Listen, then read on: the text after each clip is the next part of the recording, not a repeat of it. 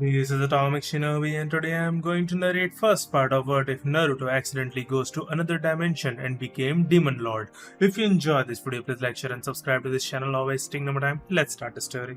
Bass sound. Orochimaru gave an almost imperceptible smirk on his bloody, swollen face just as Naruto was ready to use a demon-powered Rasengan to cut out the traitorous bastard's heart and put an end to his life. Orochimaru laughed and cackled. As Naruto destroyed Orochimaru's heart, the mad snake man quickly slammed his bloody hands onto Naruto's chest, forcing all of his remaining vile chakra into the 20-year-old's chakra system. "You may have killed me, but I'll bring you with me," he said. As Orochimaru's life blood drained away, his Sharingan eyes became dulled and black, but his crazy smile persisted. Before he died, Orochimaru opened a void, and Naruto fell backward onto it. "What is this?" he pondered. Now that he was fully in the void, he watched helplessly as the crack that would seal his world shut. He felt as though he was floating and was unable to move. He could not get out of this emptiness. "Kit, we have to escape from this place soon or else we'll be finished. Quick, there's no time. Merge with me now. Your demonic chakra formed would be able to open up another tear in this void." Kyuubi screamed in Naruto's head. The mental response from Naruto was, "Yes, sir." Resolved, Naruto entered his seal, hurried to his tenant's cage, and raised his right hand to Kyuubi's already raised left paw, directing chakra through both of them and combining them to create a purple chakra. Naruto's body changed during this time. He was a good 6 feet 2 inches. His blonde hair reached the middle of his back and was tinted red at the ends. His ears were pointed, which sharpened his sense of hearing. His blue eyes were slitted with a red hue at the center, which sharpened his vision. His whisker marks thickened and deepened, giving him an even more feral appearance. His nails sharpened and made as hard as diamonds. His bones became denser, his muscles packed and tightened, making him extremely strong and giving him a slender yet muscular appearance. His chakra pathways were destroyed and rebuilt, causing his already large chakra reserve to increase by 100-fold. Naruto wasted no time admiring his new limbs before using all of his newly acquired demonic chakra to slash at the area before him. This created a tear in the emptiness that drew him into its world and out of it. An additional dimension. When a ninja sensed a change in the atmosphere while training deep in the mountains, she looked up at the sky and saw a yellow ball falling quickly. She immediately flew to the trees and hopped in the direction of the falling object, concentrating her energy in her legs as it was about to hit the trees and jumping high to catch it. She landed with a thump on a thick tree branch, and her normally closed eyes widened when she saw the object in her arms. A baby fox with yellow fur and deep red ends, a snow-white muzzle, and, most odd of all, nine tails instead of the typical one. Other than that, the fox was adorable. Kawaii. She hopped back to her campsite, thinking that since the fox was unconscious, she should bring it with her until it woke up. "Oh no. Where am I?" Naruto pondered. He felt dizzy and exhausted. He tried to focus his eyes and take in his surroundings. The first thing he noticed was everything looked so big. When did the trees get so gigantic? Unaware that the camper was staring at him, he instantly called his former tenant after standing up and stretching, startling himself when he saw paws in front of his face rather than hands. "Kyuubi. How in the world did I end up? I developed paws?" Kyuubi heard Naruto mentally yell, "Oh, you're awake. Well, it seems that you are currently suffering from a kitsune's version of chakra exhaustion because you spent a lot of chakra escaping from the void. You will transform into your fox form for a while before returning to your human form once your chakra has recovered. I estimate that you will return to normal in 3 weeks or maybe a week. In addition, if you're wondering where you are, I have no idea where you are. Only because a ninja saved you from falling to your death by free fall." Naruto became aware of his surroundings. Yukie was actually much more aggressive than Enko in bed, he said, recalling his experiences with some of the females in the elemental countries. I'm being very suggestive." He saw a tall girl with a generous figure, and she had a cat grin with her eyes closed. He looked into the ninja's squinting eyes and smiled. She scratched her chin and made the decision to ignore the fox and let it do whatever it pleased. If the fox turned out to be a demon that was threatening the academy, Mana, Satsuna, and Evangeline would be there to deal with it. "I'll thank the young lady another time," he thought as he ran. "Okay, let's see, I merged with the Lord of all demons." He felt the female's chakra just before he left and assessed her strength. Mid-Chunin level. "I'll thank the young lady another time. I would become the next demon lord if I did that. And now that I have all of Kyuubi's abilities, it's nice. I'll give them a try later. There seems to have been an additional benefit to our merger. It provided him with some insight into my abilities and my intelligence. Then Kyuubi said to Naruto, "Kid, since you and I have merged, you have become the rightful demon lord and lord of foxes, you must take up my name." Good, good, Kyuubi thought in Naruto's mind. I shall have to teach and brief him on my powers and mentally shove the rest of my knowledge and skills into his brain. Call yourself Naruto Kitsune Kyuubi. Your middle name is Kyuubi, since I was Kyuubi. For the next few days, until your chakra heals, go find a place to let your body rest. Then, I'll train you mentally. Okay, said Naruto. When Naruto thought he had run far enough, he skidded to a stop in front of a hollow tree, and by instinct, he buried himself there. Like hibernating rabbits. Slowly, Naruto felt his thoughts drift away. When Naruto found himself in a large training field, he examined his body and the clothes he was wearing. A gray trench coat, black cargo pants, a blood-red muscle shirt with a 9-tailed yellow fox chasing its tails on the front, and hard black boots that covered his normally exposed toes. His tails had hardened and wrapped around his waist like a blood-red belt. Exactly like Ion from Chrono Crusade, only blonde hair with red highlights. His sapphire eyes had a more predatory glow to them. He ran over to see his reflection in a nearby pond, his long hair in a low ponytail, and his bangs falling over his face, nearly hiding his whisker marks and leaving the middle of his forehead bare. "I'm happy that you like the new attire, because I wore that when I was a human and roamed the world. The best thing about merging with me is that you can materialize any shuriken or kunai in your hand, eliminating the need for an unsightly weapon pouch strapped to your waist or thigh. The weapon comes from a dimensional pocket that I used to use, but that's the secret. Use them carefully because you might eventually run out of kunai. I believe I have roughly 500 kunai and shuriken each." A deep voice rumbled behind him, "Try to restock if you can find a weapon store." Naruto turned and looked up, expecting to see the enormous fox that was over 60 feet tall, but instead he saw a 40-year-old redhead who was about 6 feet 5 inches tall and wearing roughly the same clothes as Naruto, but with a red fox on a deep blue shirt. His long hair, which was waist length and silky, was untied and swayed wildly in the wild. Surprisingly, his face was free of whisker marks, and his eyes were red with slits. "It is time you know of this world. Your own personal training grounds are as we know it, your mind. Time works differently here. You can train for a month in here and it will only be a day in the real world. The time allowance increases as you get stronger. You can change the location you wish to train in, luxury yourself in or otherwise. The bonus of this world is, you won't need food, and as this plane only allows you to train mentally, you require an hour of rest else you will damage your brain." Kyuubi explained while Naruto sat on the soft grass, thinking about what Kyuubi had said. Kyuubi goes on, "As your body is hibernating in the next 7 days, I will have 7 months here to pass down to you my skills, knowledge, and teach you of the demon world, or Makai as most call it. This knowledge is of utmost importance as you must step up the throne and become the next demon lord, replacing whoever is replacing me." Kyuubi's face broke into a murderous smile. The words, "and finally, let the training begin," sent chills down Naruto's spine. After 7 days in the real world, 'tis time you return to the real world. Your chakra has not returned fully though, so try not to confront anyone stronger than a 5-tail. Do not forget what I have taught you, boy. We shall continue our training every time you sleep," Kyuubi told Naruto before nudging him out of his own subconscious. From beneath the dirt that covered him, Naruto awoke. After clambering out of his hole that he had dug himself, he shook off the dirt from his fur and focused. Finally, "Kyuubi really is a slave driver. I feel a migraine coming on," he said. He could feel his body changing and stretching. He transformed, releasing a tiny shockwave of his demon chakra. Following the transformation, Kyuubi gave the order, "Release the seal on your coat's left wrist cuff."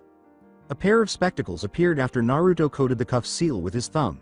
He recognized it right away and knew its characteristics. It has a kind of genjutsu cast over it that hides the slits in my eyes and my whisker marks so that people don't freak out, and the kind that Seto wears in Love Hina." Kyuubi was quite pleased with his replacement. He made the decision to tell Naruto what he could do. "You have about another 15 human years until you can challenge the current lord for the position. I advise you to try and gain his attention, warn him of the rightful demon lord's return. By the way, someone's coming." Naruto laughed in his head and said, Yeah, and I know. The shockwave was bound to attract some people in the surroundings." A war cry came from behind him, and he grinned. Naruto sidestepped the blow from the sword that might have split his skull. Naruto had an amused expression on his face as he faced the girl who wanted to kill him. Wearing a red blouse, white undershirt, and a red pleated miniskirt, the girl, who was about 4 feet 11 inches tall, had a pale complexion, a slender frame, and hair pulled to the left side of her face in a ponytail, with the rest falling to the right.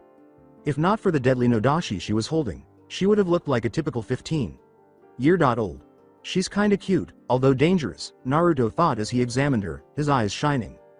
She blushed as the attractive demon's eyes stripped her, and her demonic blood pulsed. Her instinct told her to put down her sword and bow to the man, but she knew he was stronger than her, and she felt as if she might die instantly if she offended him. She resisted her demon blood, clenching the handle of her nodashi, and she got ready to fight the man. "Who are you and why are you on the property of Mahora Academy?"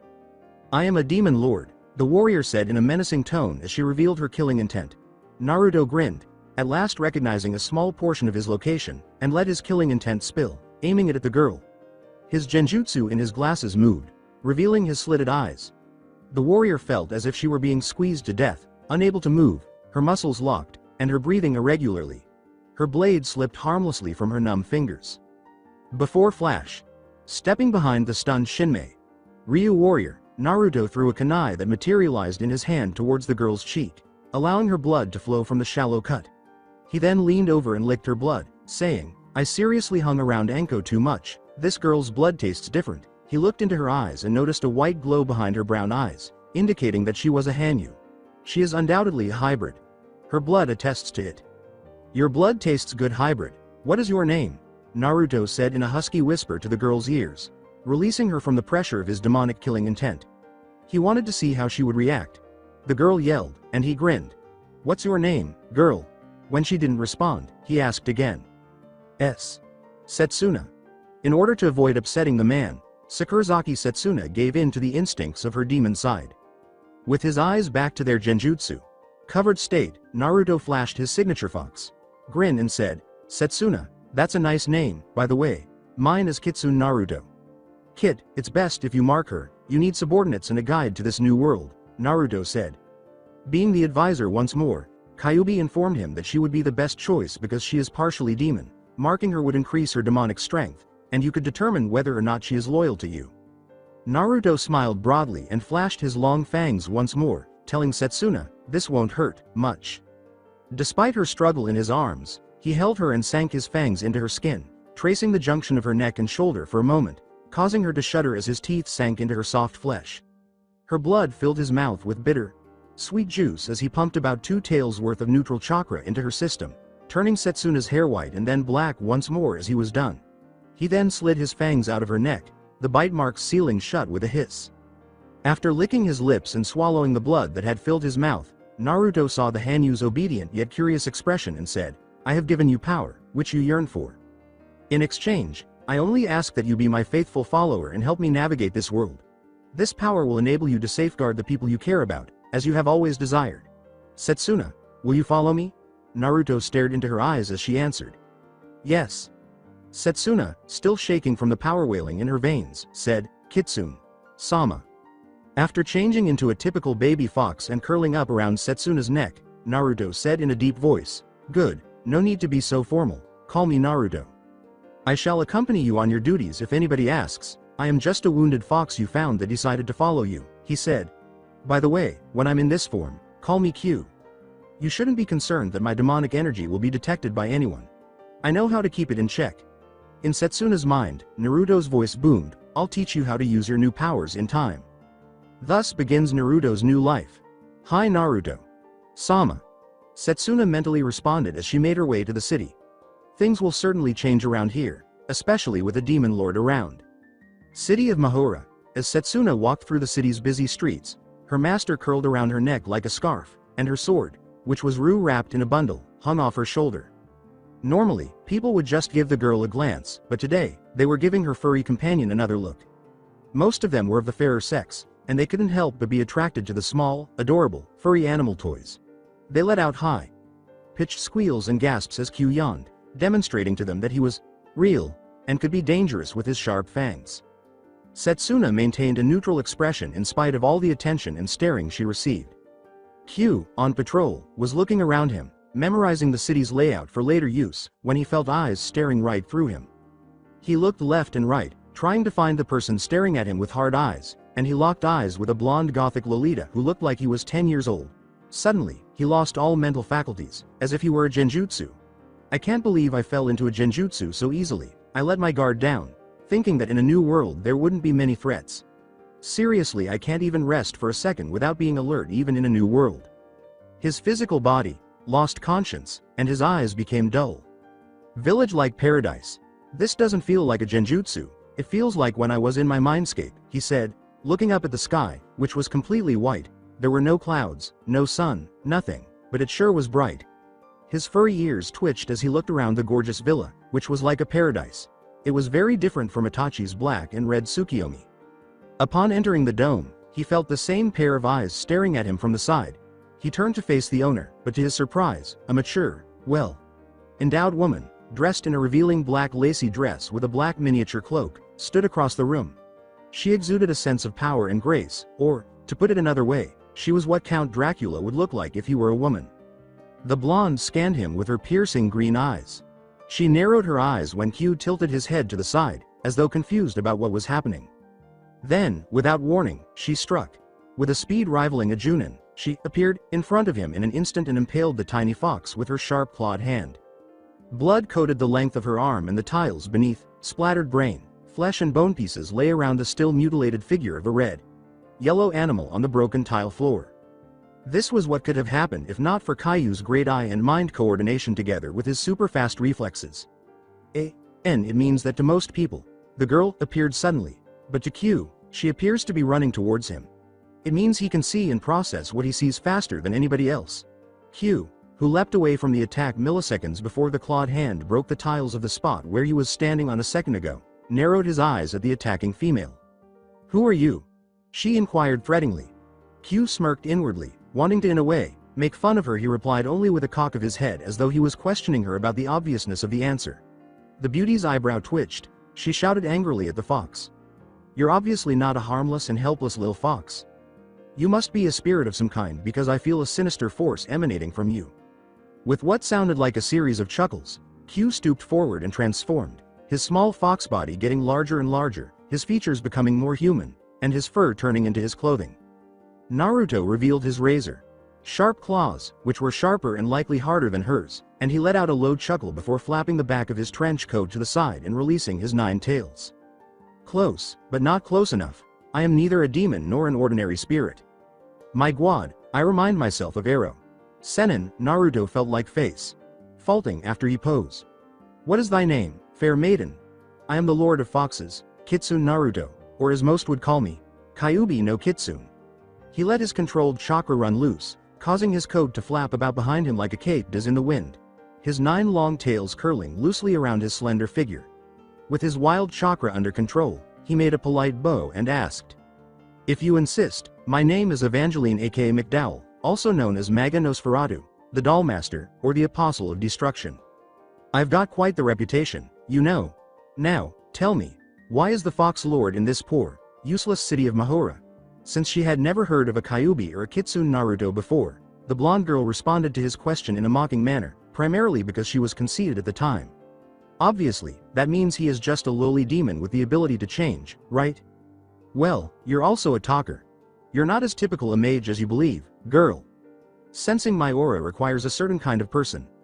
Or should I say, thy marked ones." After saying that, Evangeline squinted and her left hand instinctively reached up to grasp a spot between her neck and shoulder. She shuddered, as though recalling something disagreeable. She cleared her mind of superfluous thoughts by shaking her head. Evangeline tensed her legs and began the battle, using the same tactic once more, racing toward him and aiming for his jugular with her claws flashing, only to miss and slit open his shirt instead. She paused abruptly, her cheeks blushing so faintly that it was barely perceptible. Evangeline didn't realize she was staring until Naruto teased her, "Like what you see." Naruto had actually deliberately leapt backwards at the last second so that she might underestimate him, but apparently his timing was off, so he had to pay with his shirt, which was torn in the middle, exposing his lean torso and taut stomach muscles. A smug smirk appeared on his face, and the blonde woman winced and flushed more, revealing her blush.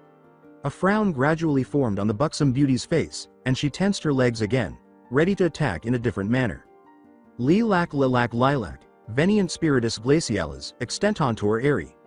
She chanted as she leapt into the air, her black cloak spreading out like bat wings. Et glacium loci noctis albe tundrum, telestris crystallizatio. Come, spirits of ice, spread forth into the air, tundra and glacier in the realm of white night. Crystallized earth. Immediately, the surface on which Naruto stood began to freeze over. He used chakra to power his legs and leapt away from the spot towards the entrance of the dome, only to be impaled by a jagged pillar of ice that protruded from the ground below him as he landed. Eva smirked, believing she had defeated him with a single spell, but the impaled Naruto vanished in a puff of smoke, and her eyes widened momentarily. From the opposite side of the dome, where there was no ice, a whistle was heard. Nice method. The real Naruto squatted on the edge of the ice, his right hand over his squinting eyes, as if attempting to gouge the damage the attack might have caused. I can tell you, I'm not that weak, that's for sure. Naruto gave her his famous foxy grin. But it might have been more effective if your ice was faster than the opponent. Evangeline would have blushed if not for the anger and humiliation she was feeling. Scowling at his mock, she chanted again, still hovering over him, Li Lak Lala. She was interrupted when Naruto whipped out his tails and grabbed her out of the air, holding her in front of him. She snarled, showing her vampire fangs. Naruto grinned, flashing his elongated fangs. Noticing that his tails weren't wrapped tightly around her, Evangeline released her adult form and transformed into her child form. Wiggling out of his furry soft tails, she whipped out a Chinese hand. Held fan. And where did that come from? And tried to fight with hand to hand. Eva flicked her left index and middle finger and immediately, Naruto's arms swung up from his side, to atop his head. Light glinted off a thin string that wrapped around his arms to her fingers. She ran towards him at a speed equivalent to Lee with his weights on and faster than Junin, and attempted to slice his neck with her razor-sharp metal-tipped fan. Only for him to break out of her wire trap and faint backwards, the fan missing his head by millimeters. Matrix. XD. With the speed of light, Naruto grabbed the Lolita's hand which was holding the fan and twisted, disarming her. With his right hand, he held both of her hands above her head, pinning her legs down with his shins so that there would be no kicks. Evangeline struggled weakly, trying to break free from the hold, but failing miserably. Naruto gave her a foxy grin, slowly inching his head closer to hers, then parted his lips and breathed out, the warm breath washing over the Lolita, making her blush and unconsciously stop struggling and parting hers. Her breathing quickened, and as he approached, her eyes fluttered closed, as if anticipating. He rolled off Eva and laughed heartily, clutching his belly, but of course, being the cunning man that he is, he flicked her forehead once she closed her eyelids, making the mood sour. Eva sat up, rubbing her forehead to cover her blush. Ha ha ha ha ha ha, it's been years since I've laughed so hard. Ha ha ha ha ha. Don't worry, I'm not a pedophile, so I don't do kids, he said, wiping away his tears of laughter before continuing to laugh. You should have seen the look on your face. Eva cracked her knuckles, her face shadowed by her anger, the outline of her eyes and mouth glowing an ominous red. And I probably won't start anytime soon, he said, winking at her as he laughed, oblivious to the anger, humiliation, and killing intent that was rolling off the Lolita in waves. Eva smiled evilly, wanting to strangle the life out of the idiot who dared to embarrass the great Evangeline, but to her surprise, even though she squeezed as hard as she could, the skin was as hard as rock. He finally stopped laughing and channeled chakra to the skin around his neck, hardening it as he felt small, smooth hands encircle his neck. If he were to judge the child, he would say she is as strong as a two-tailed demon. He decided that there was enough fun in games, and even though he held back 80% and fought again, it would still be excessive. He turned around and grabbed her neck, holding her up in front of him, and he looked into her eyes again, but this time he forced chakra into her mind, disrupting all of her thoughts and creating a crack in the paradise-like world. City of Mahora. After blinking, Naruto returned to the city in his fox form, and it seemed like only a second or two had gone by overall. His servant didn't even realize that he was subliminally gone, so he jumped from his cozy perch on Satsuna's shoulder and raced off to where the Lolita had been. Once my accommodations are settled, I shall seek her out. She obviously is a marked, by the Yanbi no less, that four-wing bat, as sadistic as ever I see, causing pain and suffering to mortals for fun again. By the look in her eyes, she must have been a victim for years, poor soul. Kyu shook his furry head, then turned back to Satsuna, climbing on her offered hand, and climbing back onto her shoulder, squeals resounding as he did so, demonstrating to the onlookers the bond they shared. He rested his head on Satsuna's shoulder and said, Satsuna, tell me what I should know of this academy of yours.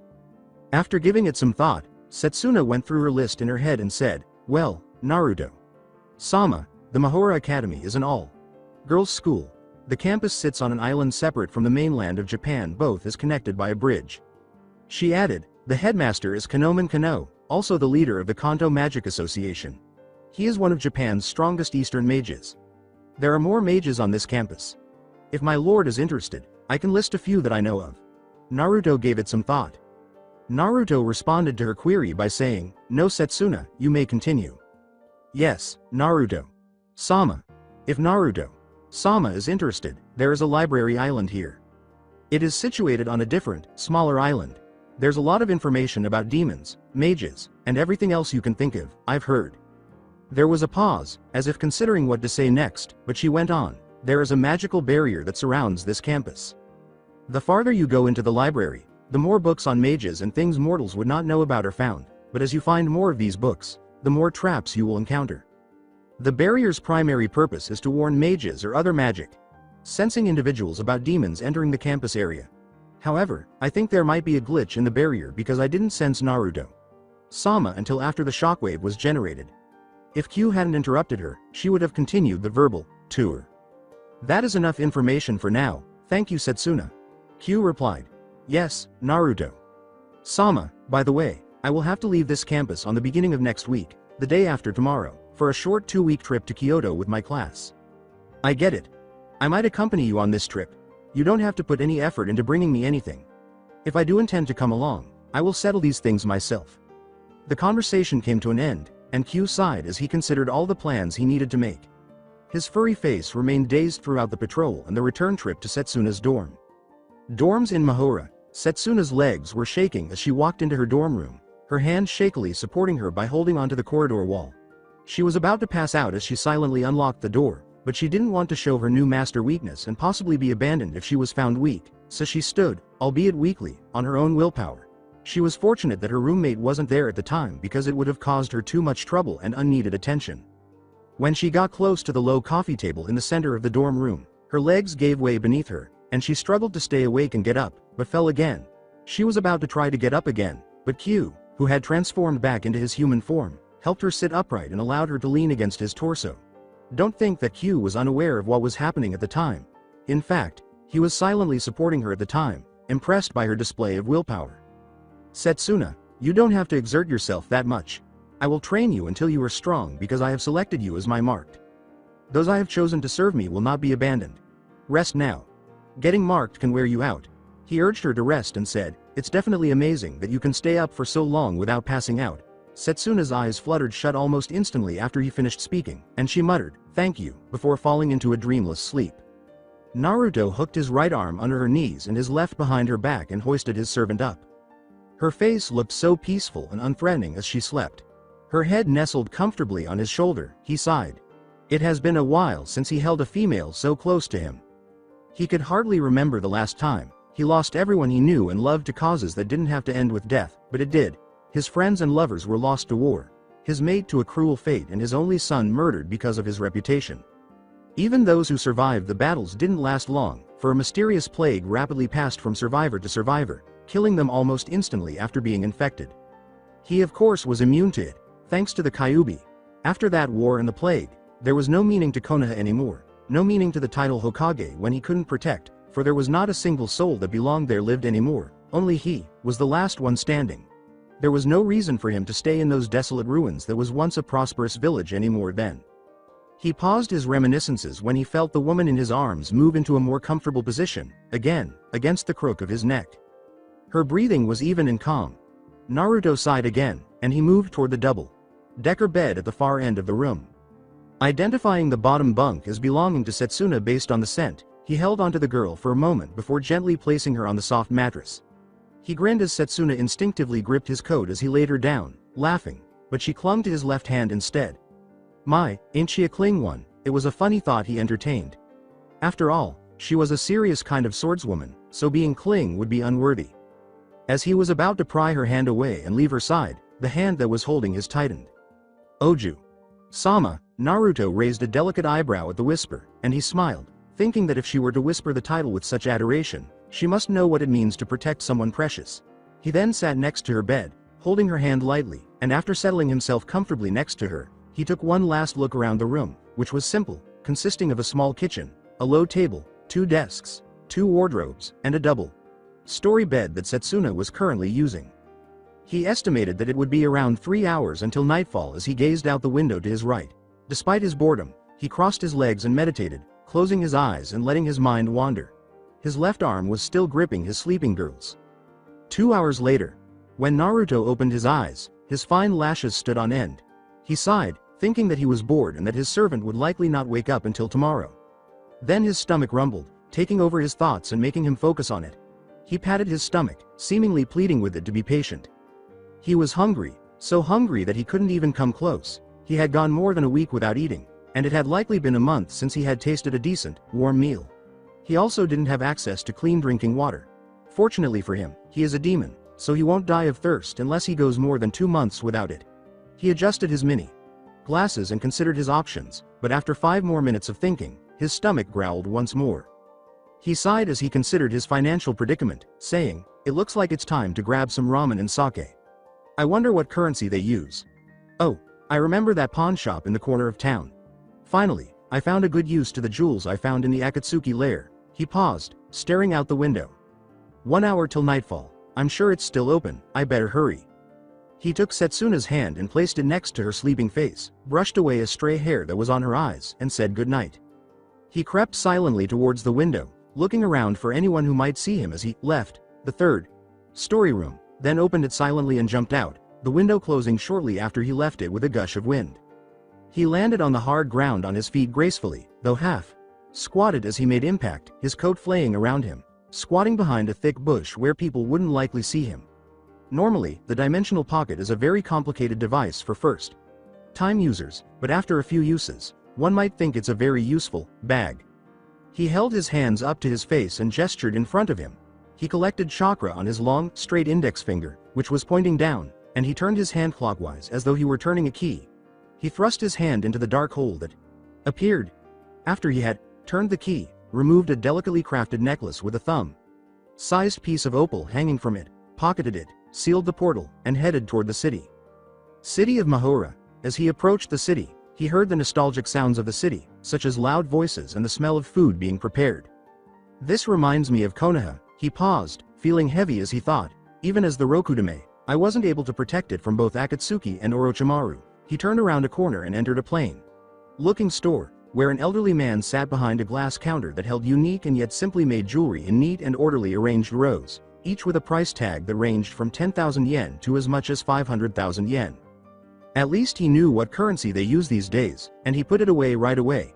The old man looked up from his newspaper and immediately put it away, giving his potential customer a trader's grin. "Sir, what can I do to help you today?" he asked, eager to do his business.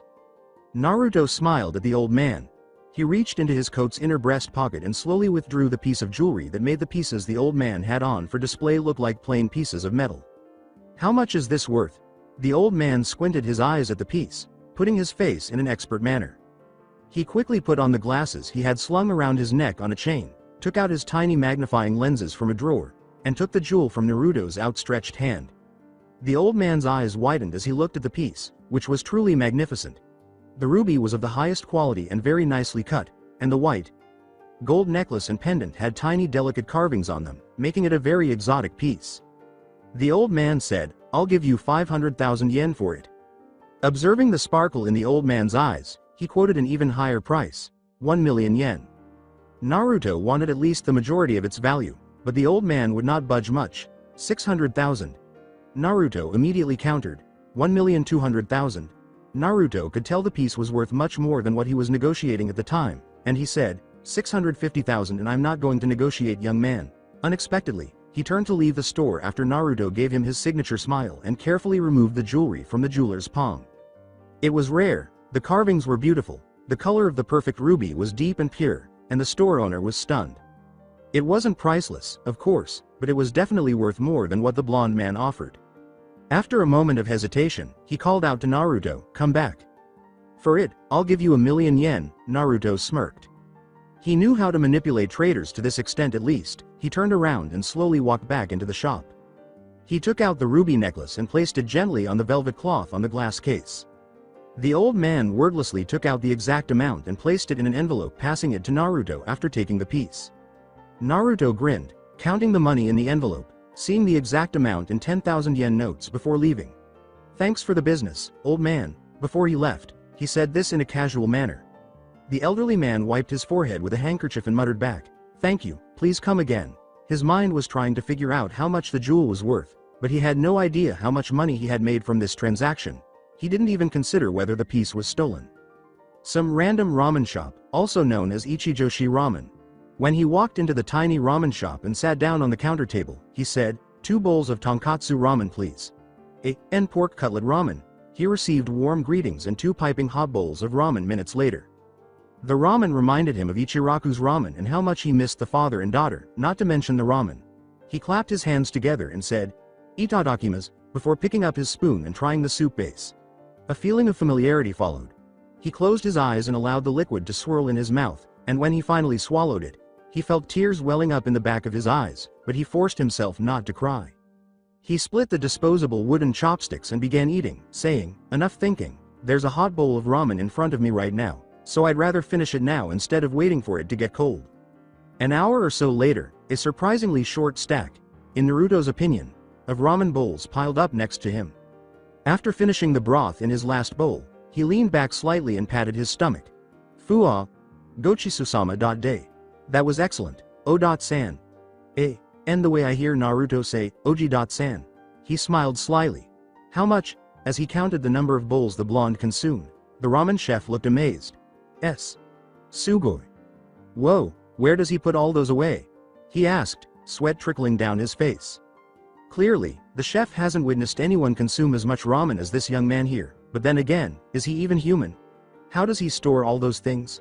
9,250 yen, sir, the chef said, his face still displaying his amazement. Naruto took the envelope out of a pocket in his coat, took out a note, and gave it to the man before getting to his feet. "Keep the change. That really hits the spot," he said, stretching as he walked away from the little ramen stand. "But what really hits the spot right now is good old sake," he said to no one in particular. Seeing that he didn't know any sake or alcohol shops, he turned around and went back into the ramen shop. After explaining that he was an outsider taking care of his sister and didn't know the place, he sheepishly asked for directions to a store that sells good quality sake at a fair price. The Mahora streets. Love the dimensional pockets, seemingly the best bag or pocket you can find in the universe. Naruto laughed as he strolled down the brightly lit streets, looking at the heavy bags he held in both hands, totaling 30 bottles of good and cheap sake. After a few minutes, he entered an alleyway and emerged with just a bottle of sake in hand, and the bottles simply disappeared in a matter of seconds. Some may have assumed he dropped it in the alleyway and left, but they have no idea how mistaken they were. He continued to walk until he came to a park with a playground, which reminded him of his son playing on the swings and the slides and yelling with delight. He walked up to the playground set and solemnly stroked the simple play. Slide. And play. Ground, play. Slide. He sighed, uncorked the bottle in his hand, and took a swig. The burning sensation of the liquid rushing through his throat was welcome and pleasant. He took another swig and began to walk through the rest of the playground, taking big gulps as he went. It was large, surprisingly, the largest he had seen himself, because kids were bred to be killers back where he came from. He found a small patch of grass near some trees and lay down. The night was approaching fast and the air was cool and crisp. His eyes looked at the clear, darkening sky, how the light from the sun fades and the stars starts to appear.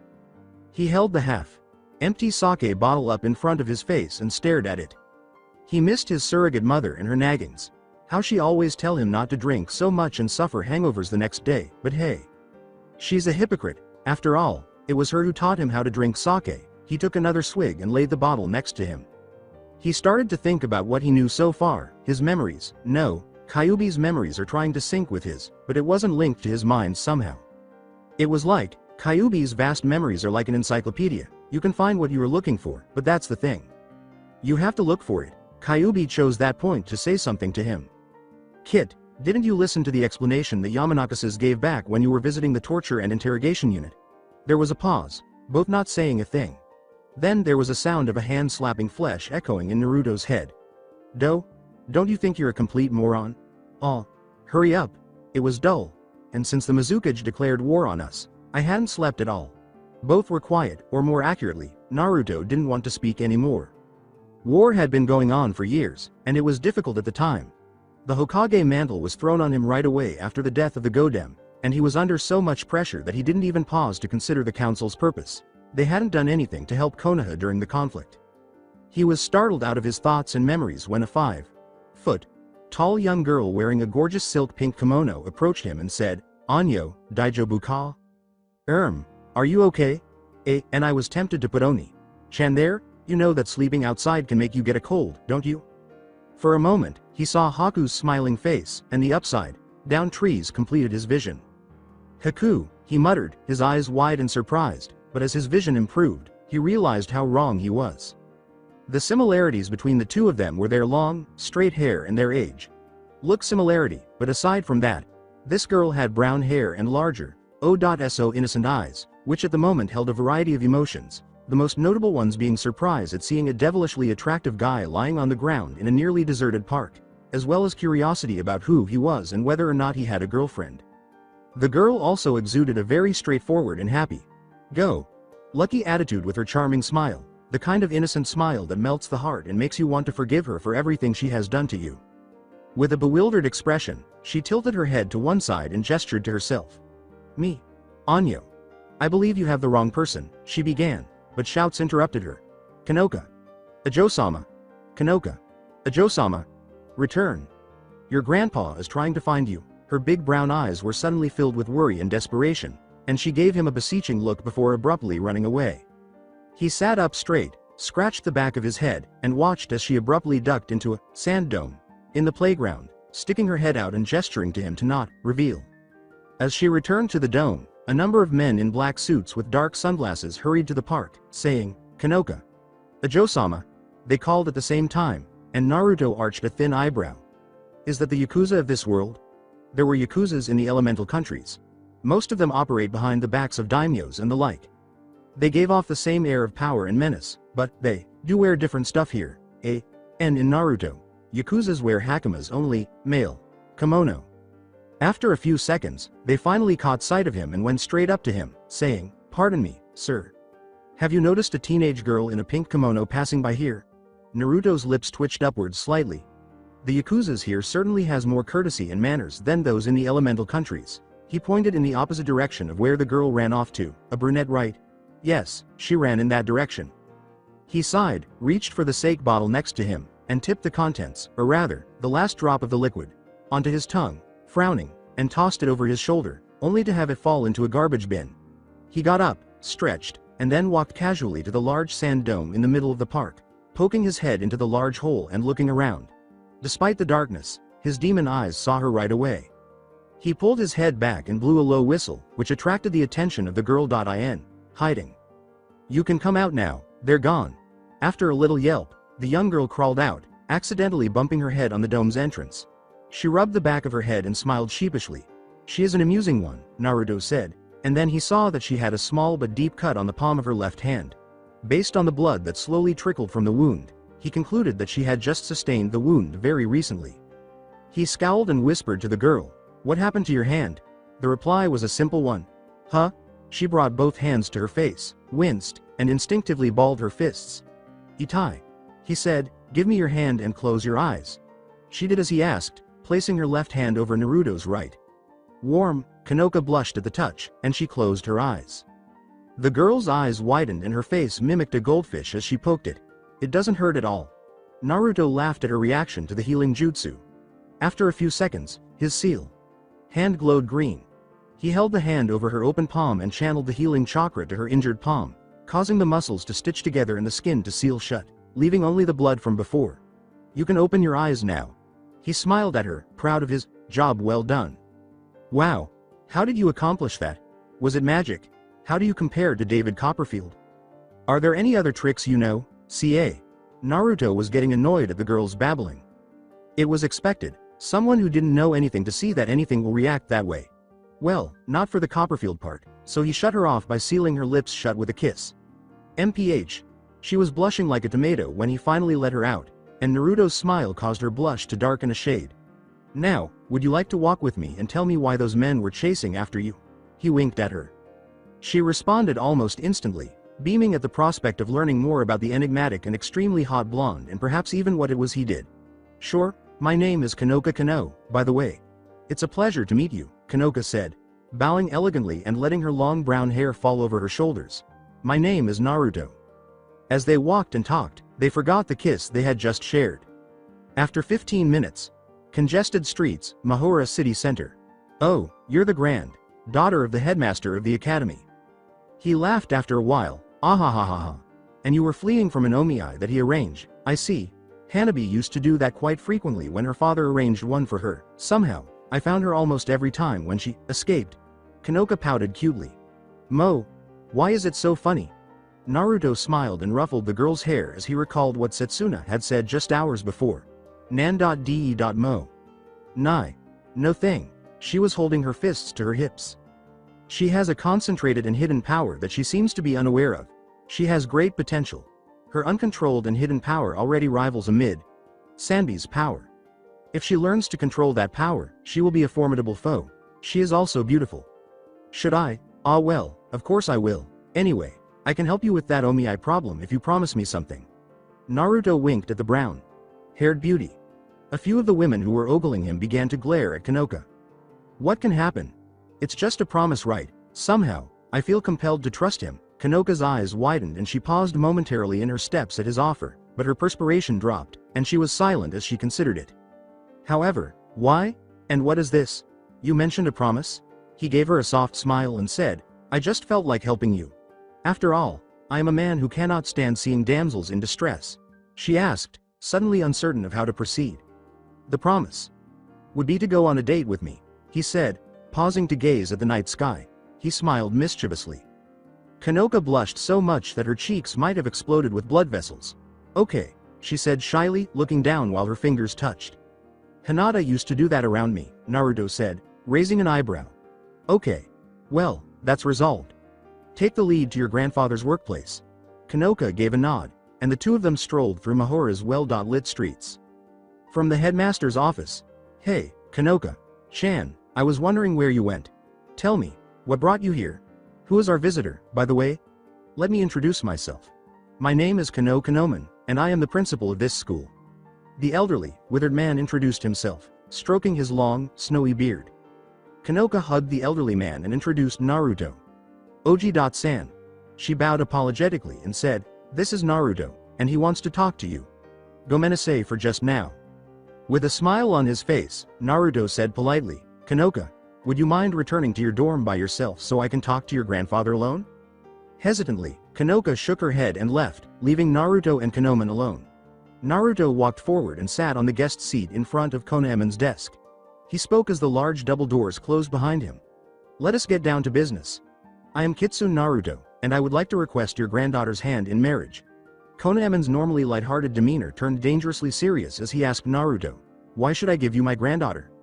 I think you set up omae with powerful men for Kanoka because of her power, Naruto said, laughing deeply. Well, are you familiar with the Biju, Kano-san? Konoemon's eyes widened, and Naruto went on. Oh, I'm sure you haven't also, I'm sure the Kyuubi, he said, forcing his tails to curl away from his waist and his genjutsu to temporarily drop from his eyes, will be able to take care of her and protect her better than any other mage or human. His eyes then returned to normal, and he said, I promise I will bring out her potential of controlling her energy.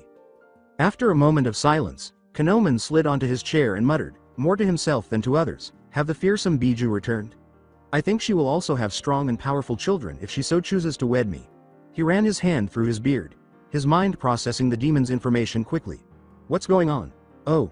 He mumbled the final line, rubbing his creased forehead. I'm getting too old for this. Naruto scowled, storing the minor error for later use. The words were barely audible, but his sensitive ears picked them up. What did he mean by returned?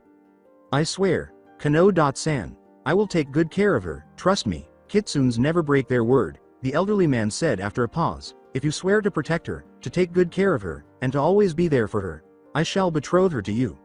The old man stroked his beard tenderly and said, By the way, call me Naruto, we are going to be relatives after all. However, Kitsune-sama, she will only marry you when she is 18. I'll break the news to her right away. Naruto would do just fine, there's no need to say my name so formally, whichever you like best. there would be no need to tell Kanoka. If you don't mind, I'll court her myself since she's only 15 and show her the magical world that has been hidden from her, Naruto said to the elderly man, maintaining eye contact while petting his own tails. After giving it some thought, Kanoman said, very well, Kitsune-kun, if you are the Kyuubi, would you mind doing me a favor? My granddaughter and her class are going on a trip to Kyoto, another part of this country, the day after tomorrow, Naruto said, nodding and gesturing for him to continue. Since the class is traveling to my enemy's territory, Kanoka will occasionally be in grave danger because, as you should be aware, many people are vying for her power. I also gave another mage the responsibility of looking after her. Negi Springfield is their homeroom teacher. He is a genius at the age of 10. This is why I need your help protecting her, Naruto said, crossing his arms and nodding. It's not that I don't trust the boy's abilities. In fact, he's pretty dependable, but I fear that he is insufficient. I am also looking for a job, Naruto muttered as he stroked the side of his temples. All right. Put me with the excursion group and hire me as a teacher. Kanoman rubbed his white beard with his parched, thin fingers. He coughed dryly and nodded several times to himself. Well, he said, you begin work on Monday and get 100,000 yen a month, not including any additional jobs you might want to take.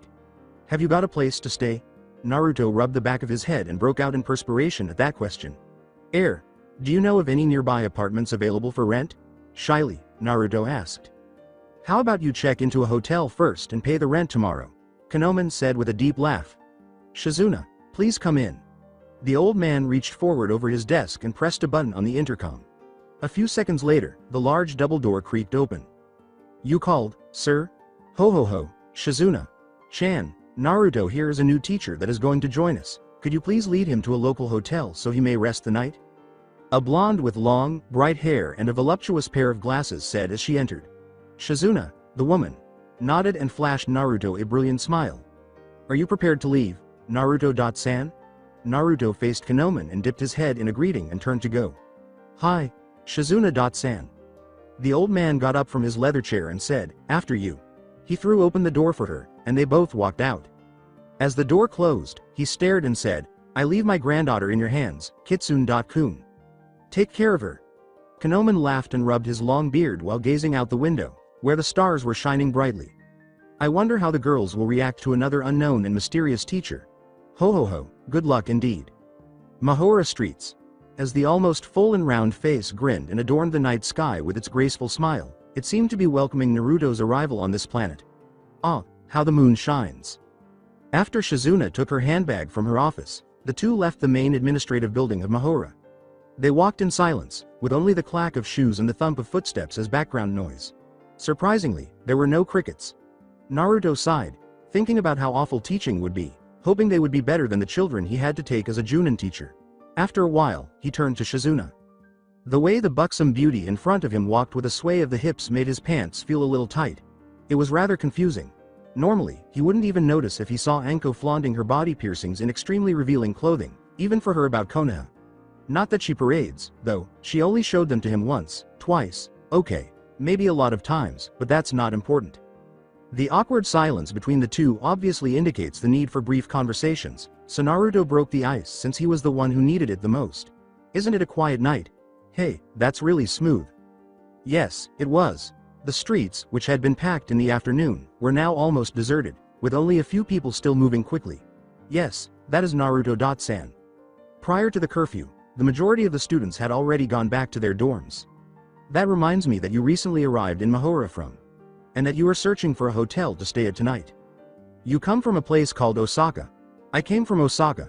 Ooh, tough question, how to answer. He was stunned for a few seconds, and almost appeared rude for ignoring the lady if Kyuubi hadn't intervened promptly. I only got here this morning. I see. What are your thoughts on Mahora? Another question came to her mind. Until they reached the hotel, the two continued their informal conversation, and when she showed him to his room, he opened the door and turned to face her, wishing to say good night. However, things don't always go as planned, not that he planned anything, yet. Shizuna's face was suddenly so close to his, and she looked into his eyes. Just when you thought they were going to kiss, they didn't, regrettably. You really do have the bluest eyes I've seen, she said, laughing and pulling her face back. Thanks for being such a gentleman when talking to me. I thought there weren't any guys in this world that would keep their eyes off me, she nodded, and said, like Takahata, at the end. Naruto smiled sweetly at her and joked, Probably why fate made us meet. Oh, she laughed, and for what? I'm really interested. To make sure you haven't given up on the existence of gentlemen in the world, of course, he said, giving her a startled expression. What else did you suspect? He had long longed for the sound of a genuine laugh, since you don't really see people laughing merrily when stabbing someone in the jugular. Then she laughed, with a thin hand hovering over her lips. It was such a simple action that it made his heart sing. Even though it would be great to carry on our conversation, I must leave because it is getting late and the last tram will leave before I can get there. Naruto, it was a pleasure speaking with you. She gave him a nod before turning to go. His years of ninja experience then came into play, making it best to form friends. In this sort of situation where I have no idea where the hell am I? Shizuna. What about coffee one day? Of course, my treat after the school trip, he said. After half turning and blinking, she seemed to think for a while before concluding, I would love coffee. She winked and left, her hips swaying. That went really well, too well, actually, but whatever, it was better for me. He shut the door and entered his room at last. He guessed that the hotel room was normal, with a table, chair, bed, and a small counter with coffee, tea, and a kettle. He could smell soap and antibacterial wash coming from beyond a simple wooden door to his left, which he assumed led to the toilet. Yeah, no shit Sherlock, he thought, but he felt the sudden need to take a long shower, so he took off his coat and hung it over the back of a handy chair before starting to undress. The sensation of clean, albeit chemical, laden, water hitting his somewhat sore muscles in the right places and washing away every last bit of dirt and grime that he felt stuck to his skin was undoubtedly the most refreshing thing he had experienced in months, excluding the hibernation. The lukewarm water rushed and danced across his skin and into the drain, and after much scrubbing and rinsing, he sighed with satisfaction and stepped out of the shower, grabbing the towel that was conveniently hung right next to the shower and drying off, tying it around his waist afterwards. He closed his eyes for a moment, relishing the sensation of cleanliness and comfort, and the tiny droplets of water that dripped from the red tips of his long fringe. He sighed and exhaled a chakra-infused breath, which caused his blonde hair to dry almost instantly. The blonde then proceeded to the closet in the restroom, looking for anything the hotel had to offer. To his surprise, he discovered a clean cotton robe, which he put on. He hung the towel on a hook, performed some basic stretches, and then collapsed onto the bed. He rubbed his temples in gentle circles while standing up straight, relaxed, closed his eyes, and entered a meditative trance, his breathing deepening and regulated. His instincts told him to open his eyes and use his only working sense to investigate his surroundings, but gradually, everything except sight sharpened tenfold, hundredfold. He winced inwardly as he was assaulted by smells and noises, hearing the distant perverted laugh of an old geezer, followed by the flipping of a page, followed by more snickering and sniffles, and smelling the sea salt of the beach. Or was that the smell of marinade salt? Then he started focusing, gathering his energy in the center of himself, and spreading it thinly throughout his surroundings until he could feel the position of every single animate or inanimate object. He could feel their movements and hints of their feelings. This was the ultimate spying technique, of course. Everything that seems godlike has a flaw. The flaw was that when a user expanded their radar, and it touched a normal person, they would feel cold, but if it touched a ninja or someone skilled in using inner energies, they would know right away that someone was spying. They could track and pinpoint the source of the chakra energy, but only if they knew how to track chakra. After 2 hours of exercise, he started to really meditate, focusing on his mind, which contained his jumbled thoughts, feelings, and memories.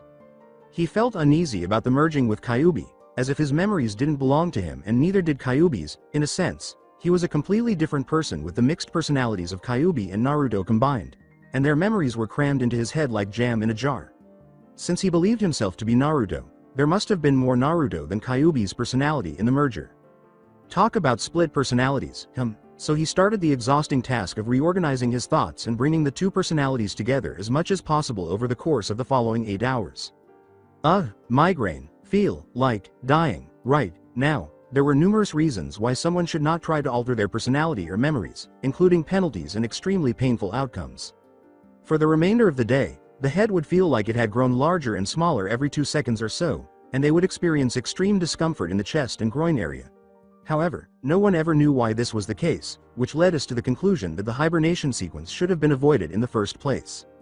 Naruto naturally blamed the Kyuubi, the only thing he could think of, saying, "Damn fox. Even when we're merged he still finds a way to torture me." Almost immediately, a response appeared.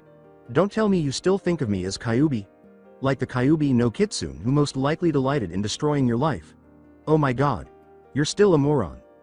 The self-proclaimed fox once more received an immediate response, this time in the form of a shimmering figure that materialized in front of him and a smack. With his right hand supporting a flushed cheek, the taller redhead stood in shock. "Oh no, you didn't. You slapped me with your bitch." The battle of the two possibly strongest titans, /men, /demon, whatever, godlike terms raged, and naturally, what followed was a fight that would be seen and remembered forever. The only people who ever lived in Naruto's body will always remember it as the great, drumroll.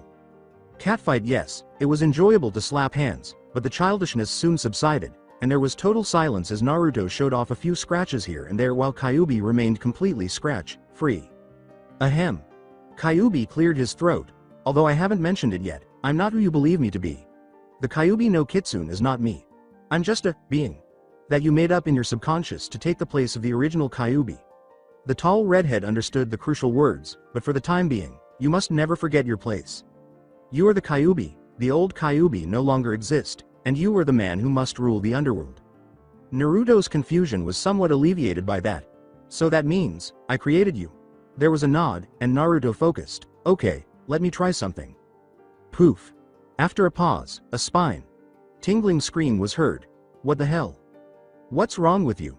Make me a friggin' woman is not necessary." Indeed, from where the Kyuubi was standing just moments ago, there was a voluptuous redhead, dressed in a flimsy, much-too short and small black kimono. Naruto crossed his arms and nodded sagely. Naruto concentrated a little more. The redhead suddenly bowed down to Naruto, whispering, "Master, how may I serve you?"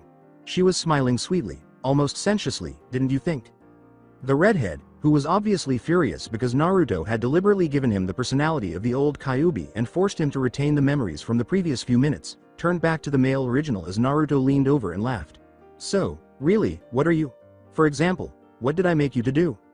If necessary, I can serve as an advisor or even a librarian. I assist you in organizing the overwhelming amount of information in your mind and will assist you in finding it when you need it. I'll give you some clues when you need them, like last night." "Oh, all right. Why did you call me Kit and you Kyuubi when I was born?" It was kind of confusing. If you hadn't meditated, I would still have assumed I was the Kyuubi and made all those other errors. The primary reason is that you and the Kyuubi were never meant to combine so quickly, but he was forced to do so because of the situation. In actuality, you were meant to gradually become a Kyuubi. Naruto demon by the time you reached the human age of 35. You get it? The taller man was holding a black book that appeared to be a Bible, with the words, "Memories of Kyuubi 2, printed on the spine. They continued their conversation, discussing the abilities and limitations of the inner librarian. After a half-hour in Mindscape, he had calmed down and started working. "What do you mean I have a screwed-up mind?" Naruto insisted. "Slow down. As I mentioned earlier, the stress of merging too soon was too much for your mind to handle. As I had repeatedly stated, the original Kyuubi was going to gradually merge with you until you turned 35. The Kyuubi attempted to clarify. "So, that implies I would not be so confused and suffer from having a very uncontrollable and confused mind if I had not been struck by the snake's point blank range jutsu." The snake was DUR'd by Naruto. "I want to express my disagreement with the uncontrolled remark. Even though you might have a lot of deja vu, you have complete control over your tiny mind. That's about it." Kyuubi folded his arms across his chest and said, "For the time being, meditation is the best cure. In the long run, it will be worthwhile to endure the pain for a while." The insult caused his eyebrow to raise. "Oh, okay." He paused, saying, "I can't be bothered giving you your own name. I'll still call you Kyuubi for the time being." He whispered, "I'll speak with you more later." He then went back to the real world, leaving Kyuubi alone. Room at the hotel, he woke up, stretched, and walked toward his strewn about clothes. Unfortunately, he was only able to enjoy a nice shower and a place to meditate. He could truly get used to the comforts of a hotel, but sadly, he needed an apartment where he could take care of his personal affairs without having to deal with room service. He put on his coat, his last piece of clothing, and left the robe on the bed before leaving the hotel after taking one last look around the room. Mahora school pathway. Well, better to be early than not. I have to see the old man and settle the teaching and housing arrangements before doing training my new apprentice. He walked the streets slowly, enjoying the morning sunlight on his face, as it was so early that few people were out on the streets. He reflected on his life and how much it had changed over the years as he strolled down the long, deserted road. He had considered going back in time, but that would alter many things, and in any case, it was a very difficult process that, if done incorrectly, could alter the entire world. When he noticed the big administrative building coming, his spirits improved. From the headmaster's office, the old man was drinking a cup of hot tea behind his great oak desk when the heavy door opened, and he opened one eye to see who had come to visit him so early in the morning. Setting his cup down, he laced his fingers under his hairy chin. Kitsune-kun. Why are you here so early? The tone of his voice was upbeat. Good morning, Kano-san. Somehow both of us had forgotten some important things last night. I was wondering what you would put me in to teach, Naruto said, grinning broadly and sitting down on a chair in front of the elderly man while glancing at the table's mess. The old headmaster perspired. I guess my old age is catching up to me faster than I think, he said, forgetting something so important. Yes. That is a problem. Now where did I put that file? He muttered the final line while searching his disorganized desk. Oh. I found it. The folder was gray and appeared to have no words or markings on the cover. A few teaching positions are open. What do you excel at, Kitsune-kun? He peered beneath his bushy brows at the fox. I can teach biology, the blonde said, stroking his chin a couple of times before snapping his fingers. He paused, then added, I can also take physical education lessons. He paused for a few seconds before saying, you know what? I have more or less thousands of years of knowledge stuck in my head anyway. Anything will work. I can teach if you give me a textbook. He is young, or at least acts young. Kanoman laughed at the young demon. It is decided then, you will teach biology and PE if it's okay with you. I might ask you to cover some other classes. Kanoman nodded and wrote something in the folder after Naruto simply smiled and said everything was fine. He then dug into a drawer and pulled out a form and said, please fill in your details in this form. There will be an ID card waiting for you by tomorrow. He then entered his name and his birth date, which he entered as October 10, 1982, A.N. He saw a calendar at the hotel. With a little assistance from his inner librarian, he completed the remaining fields. Do you have any kind of identification? He asked, passing the filled-out form to the elderly man. Similar to a pass for travelers. This would be difficult. It appears that I must now pull some strings with the government, the demon said, shaking his head. Okay, then. Would it be too much trouble for you to get a passport, sized photo by today's end and give it to Shizuna? The elderly man stroked his beard slowly before saying, sure, no problem, headmaster. Naruto then got up from his chair and leaned slightly over the table, shaking the elderly man's hand and saying, I'll see you around. I appreciate you taking care of everything for me. I'll need some coffee for this, he said, pressing the button on his desk to summon his secretary. Shizuna, can you make me a cup of coffee? He asked, leaving an elderly man with a lot of paperwork to complete. The response was prompt. Yes, headmaster. He leaned back against his big leather seat and stroked his beard again, saying, gotta love those intercoms. And please dial Mr. Kohodaku once you've returned with the coffee. City of Mahora. A young waitress greeted Naruto with a smile and led him to a table at a random cafe in the town. He read the menu and placed his order, and while he waited for the food to arrive, he sipped some coffee and grinned. At least some things are similar here and back home. The coffee tasted like the one Tsunade used to make when she wasn't drinking. Are you okay, Naruto? Sama? Sleeping Beauty appears to have woken up. Yes, I am eating breakfast. Have you had any food? Probably still not used to the mental link conversation, he said, sensing his apprentice's blush on the other side. I have, sir. What would you have me do today? Then his food arrived, a plate full of bacon, toast, beans, and warm, sunny side eggs. The quintessential Western breakfast. Can you go to a remote location where we can train in peace in 10 minutes? Prepare yourself and put on your training attire. The Hanyu made a sound of approval and ceased speaking. After paying for the meal, he left the cafe thinking, it was a nice meal, not fulfilling enough though, but it'll do till lunch. Unnoticed by anyone, he strolled down the street, past a group of girls who were laughing, and disappeared with a slight wind. Naruto calls it Training Ground 01. Satsuna was doing some light stretching when she heard a warm breath in her ear and the husky whisper, boo. She yelled and spun around, awkwardly assuming a fighting stance. She probably thought I'd come in normally, but hey, I was Konoha's #1 most surprising person for a reason, he thought, trying to suppress a laugh but failing, and her jaw seemed to drop to the ground. She was apparently so shocked that she couldn't feel his presence from the moment he stepped into the field. Her expression was hilarious. He simply gave her one of his famous foxy smiles, which obviously made her face go a few shades darker. As if reading her distress, he assured her, no fret, if you had felt my presence before I got close to you, that would really mean I'm just that weak, but I'm not. Satsuna finally snapped out of her little shock and blushed, realizing that she had let her guard down and disappointed her new master. "I'll teach you to be the same way." His blue eyes glistened with laughter as he said, "Don't worry, your little head out." He sat down in the Caesar position, knees neatly tucked under him, and instructed Satsuna to sit in front of him with her back to him. She obeyed him. He reached forward and placed his palm firmly over her shoulder blades, in the area between where her wings should emerge. She flinched, clearly unaccustomed to having her sensitive spot touched, and he sensed her discomfort. He comforted her by sending calming chakra to her body through the thin fabric of her GI, which relaxed all of her muscles and released the tension that had built up inside of her. As suspected, she doesn't have much chakra to start with. A half-tail's worth of chakra turned into a container for the rest, he thought, closing his eyes and focusing his mind into her chakra system. He looked at the glowing globe that was the central chakra system, with faint strings attached to it from all sides. The central point is up, now themes are being formed, he thought. Unfortunately, your training has to be postponed, due to the fact that your chakra circulatory system has not yet formed completely. Naruto stood up and said, "Unfortunately, your training has to be postponed, due to the fact that your chakra circulatory system has not yet formed completely."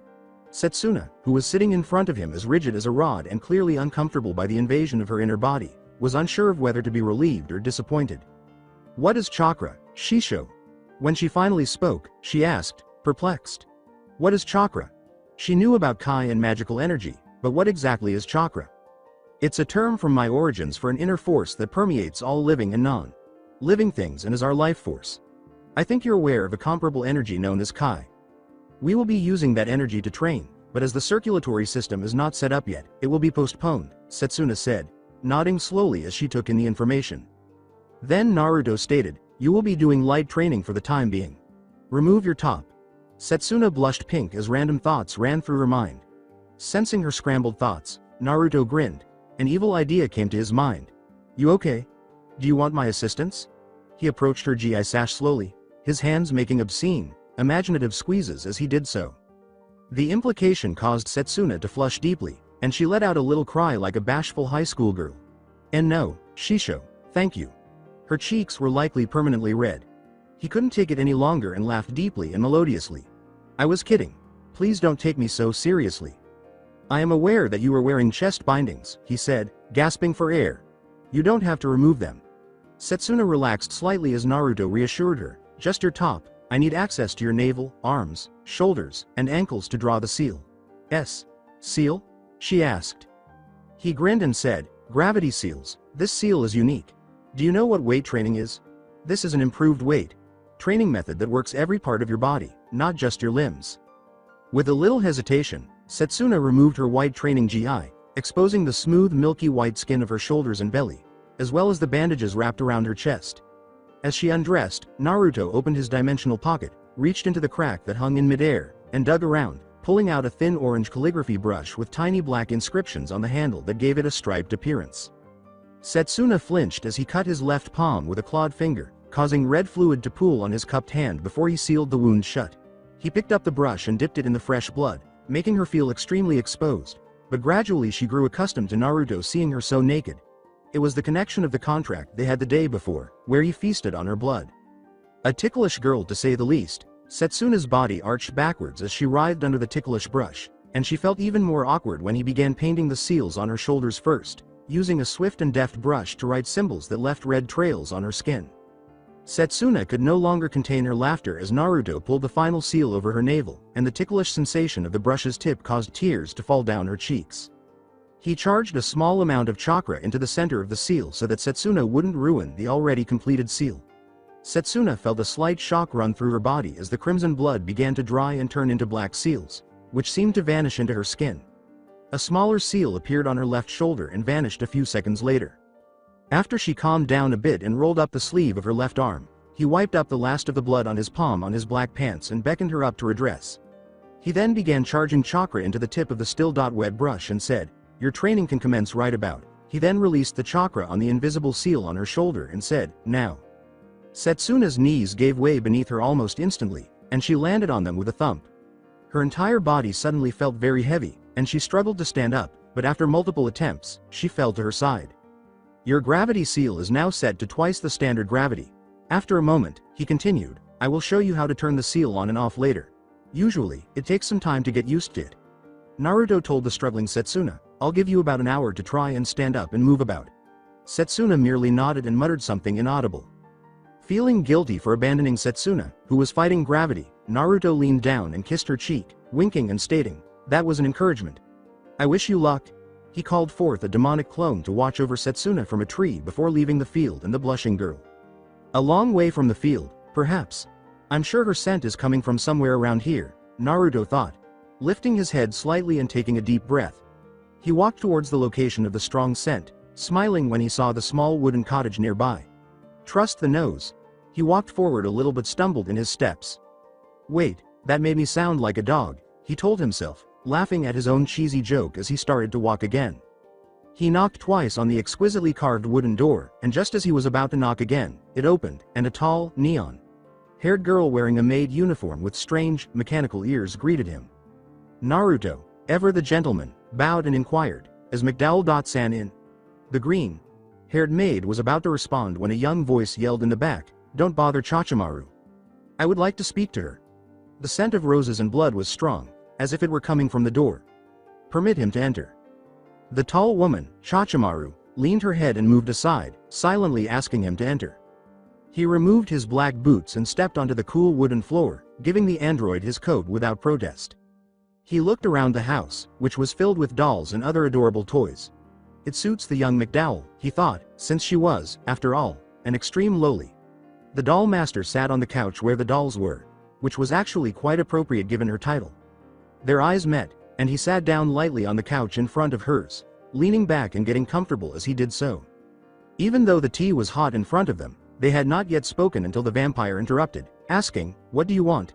She asked impolitely, and Naruto smiled back at her before raising the cup to his lips and taking a sip. Eva scowled. Rather than responding to the query, he simply grinned, but it wasn't a joyful or melancholy smile. Rather, it was a smile of secrets, a silent pledge of greatness and surprises. With a clink, he placed the cup gently on the table and said, I have a suggestion. Do you want to hear it? Leaning forward, Naruto's eyes glowed eerily beneath his spectacles. He just walked into her house, drank her tea, and made her an offer. He may have defeated her in her mindscape battle, but she wasn't even at her strongest. To make him laugh, she raised an eyebrow and asked, what proposition? Eva tensed her fingers, ready to fight if needed, as Naruto pulsed his chakra on a small radius to sense the smaller blonde's aura. As I have suspected, you are bound to this place through some sort of a seal. As a seal master, he scowled, but he was unaware of the kind of seal on the Lolita. Wah, how do you? Evangeline was interrupted halfway through. As a seal master, I developed a way of feeling a seal and part of its effect by understanding a person's aura. I can turn it off for a while, but I'll need to study it more to get rid of it permanently, he muttered. What do you want in exchange for the removal? Eva frowned at him. Simple, all I want is to be owed a favor, Naruto said with a smile. Despite her outward calmness, Evangeline was actually ecstatic. There was a way to taste freedom. However, she had to repay the demon in front of her. Freedom for a favor? She would give it to him at any time, but she has a suspicion about this strange demon figure. Why are you doing this? Once more, Naruto merely grinned and replied. Evangeline aka McDowell, a member of both the tea ceremony and Go clubs. The teacher for homeroom is Negi Springfield. Sakurazaki Satsuna and Kanoka Kano are classmates. Are you following me around? I saw the class list on the old man's desk, she insisted, and Naruto shook his head and laughed. But that's a different story. You couldn't go on the trip because of the seal. Which I would disapprove of as a teacher. All children should enjoy their school trips, and you are no different, regardless of age. Pause. So, are you interested in going on this trip or not? Naruto gave the young girl a raised eyebrow. She furrowed her brow in contemplation, wondering if he was a teacher at the school. She put that information away for another time and thought of a response. I want to, she said it quietly. After grinning at the girl, Naruto got up and extended his hand, saying, a favor in exchange for temporary freedom. Do you agree? The young girl took his hand and shook it, saying, agreed. She never considered the method of gaining temporary freedom or the use of the favor, even though she was still much shorter than the man in front of her. She detested being short because it made her less intimidating. All right, I'll see you to apply my counter. Seal tonight just before midnight. Good day, he said, nodding to the android who gave him his coat back before heading out of the house. For the first time that morning, Orochimaru raised his voice, saying, Master, can you trust that man? He gives off an aura that I don't like. The green-haired android appeared to frown. Although I don't cha-cha, I can't pass up the opportunity to be free, so I'm stuck with it. The idea of leaving Mahora made the Lolita smile, and the idea of freedom seemed to override all of her own logic. Orochimaru cleared the cold tea and shot the chibi. Vampire one last contemplative glance before saying, "As long as you are happy, mistress. I guess I'll have to pack for the trip," she said. Rewind. An hour later. The seal itself is nearly as complicated as the seal that kept the old Kyuubi imprisoned, and the power behind it is amazing considering it was a human that made it, easily cage level. Seems like there are some powerful humans even in this world. Kyuubi? How is my mind? About the same, like I told you, the best way to get it back to normal is to meditate and wait till it naturally fixes itself. It just seems like a waste to have thousands of years of knowledge and not be able to use it, so what are you going to do? She's a fellow demon, there is no question in what I am going to do. Besides, she is entertaining and strong in her own right. He thought with a smirk. I want you to go through the Kyuubi's memories and find all you can on the seal that keeps her here. Fine. She said sultrily, I'll be waiting in your mind tonight. Impressive, she not only got used to the extra gravity but is moving around in it, he said, walking toward the training field where Satsuna was. Impressive, she not only got used to the extra gravity but is moving around in it. Indeed, when he was able to see the clearing, he saw that she was up and performing some sword katas, albeit more slowly than usual. She looks a little tired, but that is to be expected. He honestly thought that she would only be able to stand. He had only taken a few steps towards her when she faced him in a fighting stance until she saw who it was, at which point he relaxed, not wanting to startle her by hiding his presence once more. Shisho, have you taken care of what you needed? She said while walking towards him. Her feet were wobbling slightly, but not enough so to look like she was going to collapse like before. Yes, Satsuna. Chan. Let's start your training now. To be honest, it's amazing how well you can move while wearing the seal. I meant a few days when I said it takes some time to get used to it. You're doing fantastic. He noticed that she blushed when he called her Chan, and that her blush deepened when he complimented her. Thank you, Shisho. Where have you been? I had someone I needed to speak with. In any case, it doesn't matter. I should demonstrate how to disable the seal now that you are accustomed to it. It's really easy. Just focus your Kai on the seal on your shoulder, make this hand sign, and say Kai. An Ram. Yes, Shisho, she said, focusing her Kai on the seal. Kai. She felt the weight of the seal instantly drop. Naturally, she felt lighter and a little faster. If you've ever used training weights, you'll know this is true. Alright, now that we know you can release it, try to bring it back. Again, this is easy to do. Simply focus your Kai on the seal, and it should return. You'll end up face first in the dirt if you put too much effort into it, so proceed with caution. It doesn't feel like Kai, Naruto observed as he watched her gather the energy, it's more like chakra. She nodded and started gathering her Kai, and he saw her slump down when the energy was finished, indicating that she had reactivated the seal. Good, Satsuna. Now I need you to come over here and sit like you did before. She appeared hesitant. Why, Shisho, is something wrong? Naruto thought something was wrong with her. Is she really that concerned about proving herself? No, Satsuna, there is nothing wrong. I just want to check on your chakra system, she said. She nodded and turned slowly. Naruto then put his hand in the same spot as before, but this time there was no discomfort, thanks to mental link. Then, as before, he started focusing on her chakra circulation, and when he reached the core, his eyes widened. Where did this power come from? He asked himself, thinking, when I first checked, she had only half a tail worth of chakra, but now she easily had 2. In addition, he noticed that the chakra coils were already usable, not perfect, but... After a few minutes, Satsuna became impatient and turned to see what was happening. She froze when she saw him, her demon blood screaming for her to take him. The sun shone through the trees and hit him in a way that made him glow, reflecting off his hair like a mirror. His right hand was under his chin, and his left hand was across his stomach. His face was handsome and serious, but his eyes showed amusement, confusion, and power. Power to protect her Ojo Sama, power to protect the school, power to protect her, and power enough to protect their child. With a sigh, he thought, the only thing that I can think of that could speed up the process like this is the combination of the demon chakra that I gave her and her own. At least we will be able to start training sooner. He turned to face Satsuna, but her face was only a few inches away from his. Well, this could be a problem. She rushed at him and kissed him, and he began to kiss back. Now isn't the time for this. She can't control herself, he thought as he grabbed her hands. Satsuna, he moved his hands to her waist, and she did the same around his neck. After a few seconds, her hands began to move south, passing over his chest, groping haphazardly and tracing every crease on his abs. When they reached his waist, Naruto decided it was time to stop. "Snap out of it, Satsuna," he said, gently pushing her away. "It's not working," she said, struggling to return to him. He then unleashed his power and focused it on her.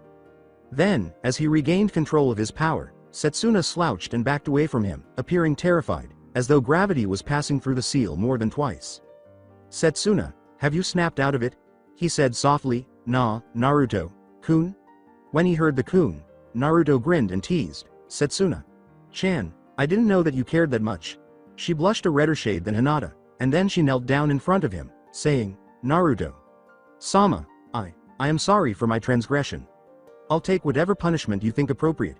She was still on her knees, and it was clear that she genuinely thought she would be punished.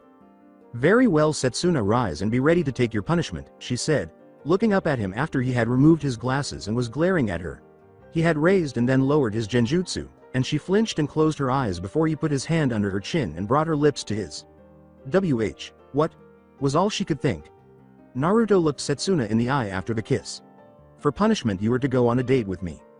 With a flushed face, she stammered, "You, me, yeah, you and I'd like to go today, but I have some things to finish and prepare for the class trip tomorrow." "Well, how about we go shopping together to get the items we'll need for the trip and then go on a date after?" As he described his plans, Satsuna's face became more and more flushed. Trip. "Oh, would you like to go on the date while on the trip?" He suggested, "I suppose we can, after all, the trip is supposed to be a way to have fun." And with that, Satsuna accomplished what no one believed she was capable of. Did she faint? He looked at her and grinned as he picked her up and put her in the shade. "Yup," he said to himself, "I still got it. Please, let it have been a dream." "And yeah, right, well, I see you're up." Satsuna woke up a few minutes later, startled, and looked around to find she was alone. Feeling peckish, she tensed. Slowly she looked to her side and there she saw Naruto walking towards her with a cup ramen in his hand. Not knowing what else to do, she nodded. "So do you want chicken or shrimp?" As he sat down, he said, "Chicken it is." He gave her the chopsticks and the ramen, but he still didn't trust her voice. "Your chakra system has been set up and we can get started on training, but if we want to get the shopping and packing done before dinner then we will have to postpone it for later," Naruto said, looking at Satsuna as they finished their light meal, which was his 10 cups of ramen. Naruto smiled at her every time she looked in his direction, but she couldn't hold his gaze for more than a second before turning away and getting red in the face. She blushed once more when he brought up the shopping, and she nodded when he discussed her training. "Anyway, it would be better if you were to get used to training with the seal active, so you should go through with your own training while using it." "All right, let's start shopping while we still have time." Satsuna nodded and went to get her sword, saying, "Oh, by the way, I was just kidding about the date on the trip." She stopped and looked down, surprised to see how disappointed she was.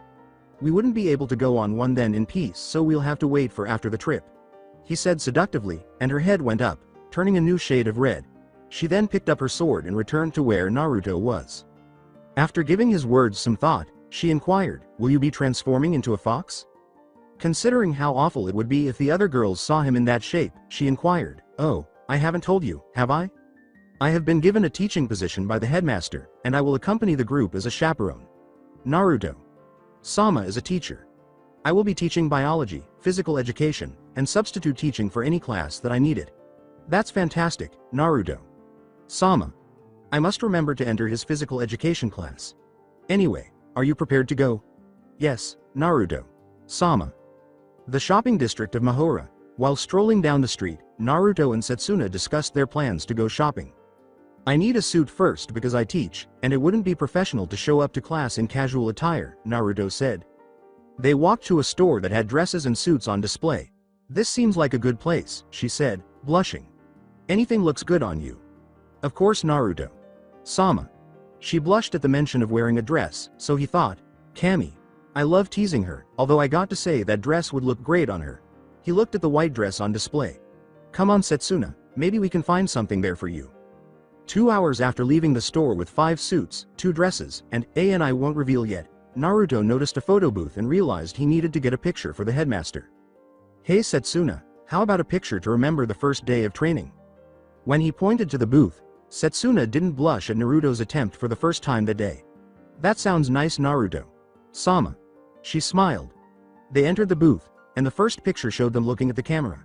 The second showed Naruto looking at Satsuna, the third showed Naruto kissing Satsuna in the cheek, and the fourth showed Satsuna blushing at the kiss. You see the pattern. When they emerged, each had 5 photos, and one for Naruto. Satsuna was grinning as she looked at her photos when they entered. So, Setsu-chan, did you enjoy yourself today? Yes, Naruto. Sama, she said while looking at the pictures, not hearing what the nickname. Must be her first time relaxing in a while. He smiled, went up to her and kissed her on the cheek. Naruto. Sama. You'd think that she'd be used to it by now, he said sweatily, and that got her attention, as well as the attention, or glares, of the girls who were watching. After saying, well, Satsuna, I have to go talk to the headmaster and take care of a few things before dinner. I have to get to my own training as well, Naruto. Sama. Okay, then we'll meet tomorrow on the train. Naruto then began to walk in the direction of the academy, while Satsuna followed him. It's strange how that always works out, huh?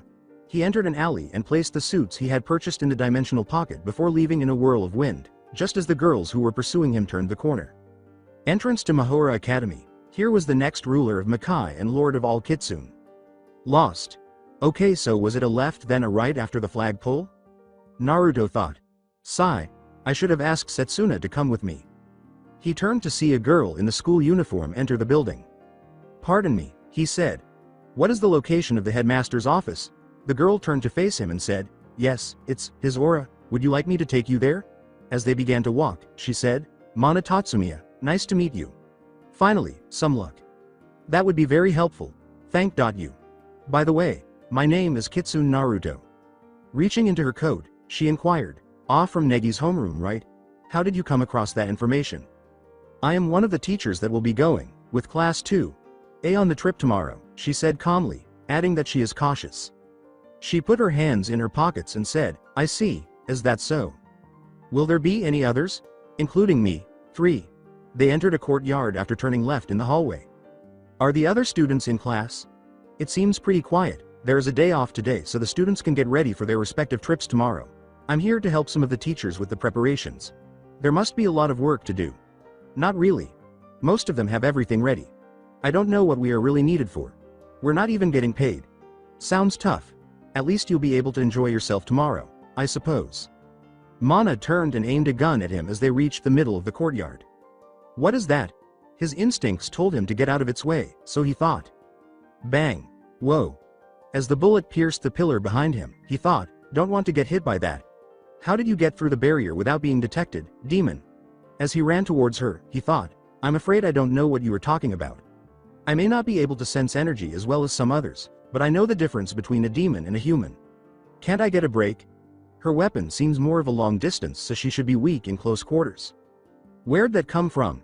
He asked, avoiding them all and running behind one of the pillars. Hey, can we just talk about this? He circled around her and attacked from her right, where she didn't have the gun. A few seconds later, though, she had one out and started firing. I teach, he said, sensing something above him. How did she get up there? He asked, running forward beneath her as the gunfire echoed behind him. She took aim and said, listen, can we just, all right? He ran directly at her and ducked as she was about to shoot, pulling the trigger on her other gun just as Naruto pushed her hand aside. She brought her other gun and pointed it at him, and he also pushed it to the side and punched her face. She raised her right hand and knocked his out of the way.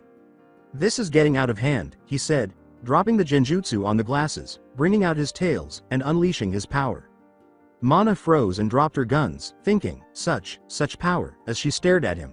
It's like I'm drowning. I can't move, she said, falling to her knees. You know I'm not a bad person. I don't harm anyone, and I abide by the rules here. I even assist a few people. Naruto. Sama, are you alright? I sense your power. Do you need help? No, I have everything under control. Go on with what you were doing. There was a moment of silence. Very well. Where had I gone? From the courtyard's edge, a voice said, Ho, what do we have here? They both paused and gazed. The headmaster asked, Kitsune-kun. Are you enjoying your time in Mahora? Naruto put the genjutsu back on the glasses, wrapped his tails once more, and drew back his power. He looked at Mana and said, yes, headmaster. I even made a new friend. As she got to her feet, she said, why, yes, headmaster. Mana. Chan, are you finished with your duties? Well, I hope that you have a nice day. Kitsune-kun, will you accompany me to my office? I was actually looking for you. Very well. When he caught a glimpse of Mana, he started to leave. She was still immobile as she watched them go. Pardon me, headmaster, Naruto said as he turned to approach Mana. He then noticed her guns on the ground and said, I apologize for the scare. I didn't think that I was releasing so much power. He picked one up by reaching down. He held it in a ready position and said, interesting weapon you have. Is this what they called a gun?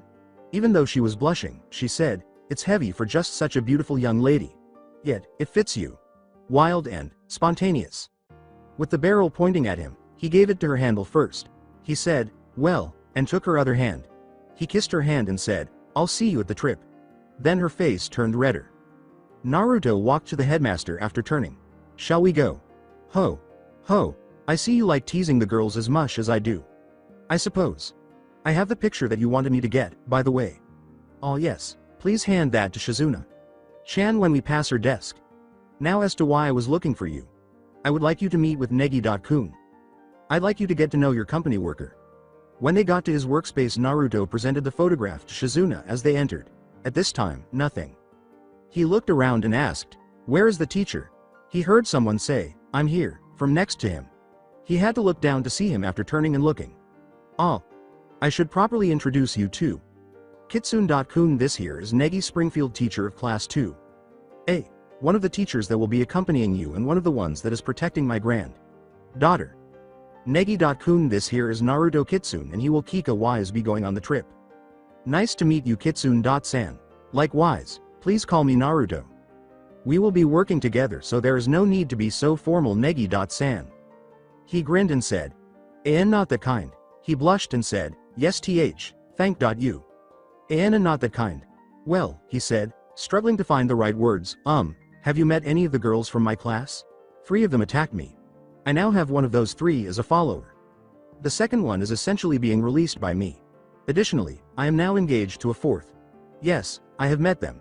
He named Eva, Satsuna, Mana, and Kanoka in turn. A few, yes. They're a nice bunch. Negi, a seemingly unaware blonde, drenched in sweat. He tried to persuade himself more than Naruto by saying, I'm glad you think so. They have their off moments but they are good girls. If only he knew. He hurriedly said, well, headmaster, if that is all I need to go and pack for the trip tomorrow. He left before he had finished. Naruto started to perspire. The words, youthful energy, made Naruto shudder. He seems oddly eager. Is there a reason for that? Oh, you know children these days with youthful energy. I'm actually glad that he is so eager. Just thinking how much of a problem the trip maybe would scare me out of it. It's okay. He never had an issue with Lee or Guy, but their man hugs were agonizing. They're not here. Oh, headmaster, I'd like to tell you that I have found a suitable place to reside. Where may this be, if I may ask? Well, it's not finalized so I'd rather not say, but if it is possible then I should be able to move in by today. Very well Kitsune-san. I would like to know where it is whenever possible in the case I need your services. Now if you don't have any other business. Using a more formal tone to convey his seriousness, he said, actually Kanoman-san, there is something else. I'd like to speak to you about a student by the name of Evangeline aka McDowell. Ah, little Eva. Chan, yes. What is it that you wish to speak in regards to her? To put it simply, I wish for her to go on the class trip as well. I suppose that you know about the seal? Naruto gave a nod. Another nod. And you have a way to get around it? Although any information that you have on it would be very helpful, he replied. For a moment, Kanoman gazed thoughtfully. Then he reached into his desk, took out a few papers, placed them on the desk, and gave Naruto a direct look. I'm sure that you know the risks of releasing her even for a small moment and you have the ability to seal her back. Am I correct? You are. Very well. From this moment until the end of the trip to Kyoto, the return and the sealing of her, Eva, is your responsibility.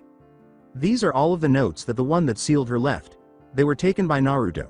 His expression then darkened. Thank you, headmaster. Not at all, Kitsune-kun. I think it will be good for her to be out of Mahora at last. In an almost begging tone, the headmaster said, please take care of everyone. Including my daughter, Eva. Chan, and Negi-kun from any danger that may be. He is quite concerned about them all. He recalled his genin cell and said, not just his daughter. How they enjoyed instructing and learning from one another. Kami. I miss them. You have my word as the Kyuubi that nothing will harm them as long as they are under my watch. Thank you. I will have all of the things that you need to safely and effectively travel for you tomorrow. Very well. Naruto replied as he left the house. It's in your hands, Kitsune Naruto. He had a negative feeling about the trip, but he would never tell anyone. An hour before midnight, as he carried a suitcase over to Eva's, he wondered if she would be upset about the favor. He wanted to appear professional, but he could leave it in the dimensional portal. Eva and Orochimaru were waiting for him when he arrived at the cabin. You seem eager, Eva-chan. Were you waiting for little ol' me all this time? Eva growled. Don't get funny, demon. You would have died if you hadn't taken off the seal. She's just as bad as Sasuke. Eva-chan, of course. You appear to be prepared, so let's begin the unsealing process. What are you in need of? As they entered, she said, I have everything I need, so there's nothing to worry about. I take it that, as a marked Yanbi, your power increases at midnight, am I right? She put her hand to her neck and nodded. Well, you're going to have to expel as much energy as you can in order to push the seal away. The counter seal will then be positioned between you and the seal that is holding you in place. It would be best if you gave the seal your whole attention, though I'm not sure how strong it is. It is only temporary because you will need to continuously provide it with energy, which will gradually cause mine to deteriorate.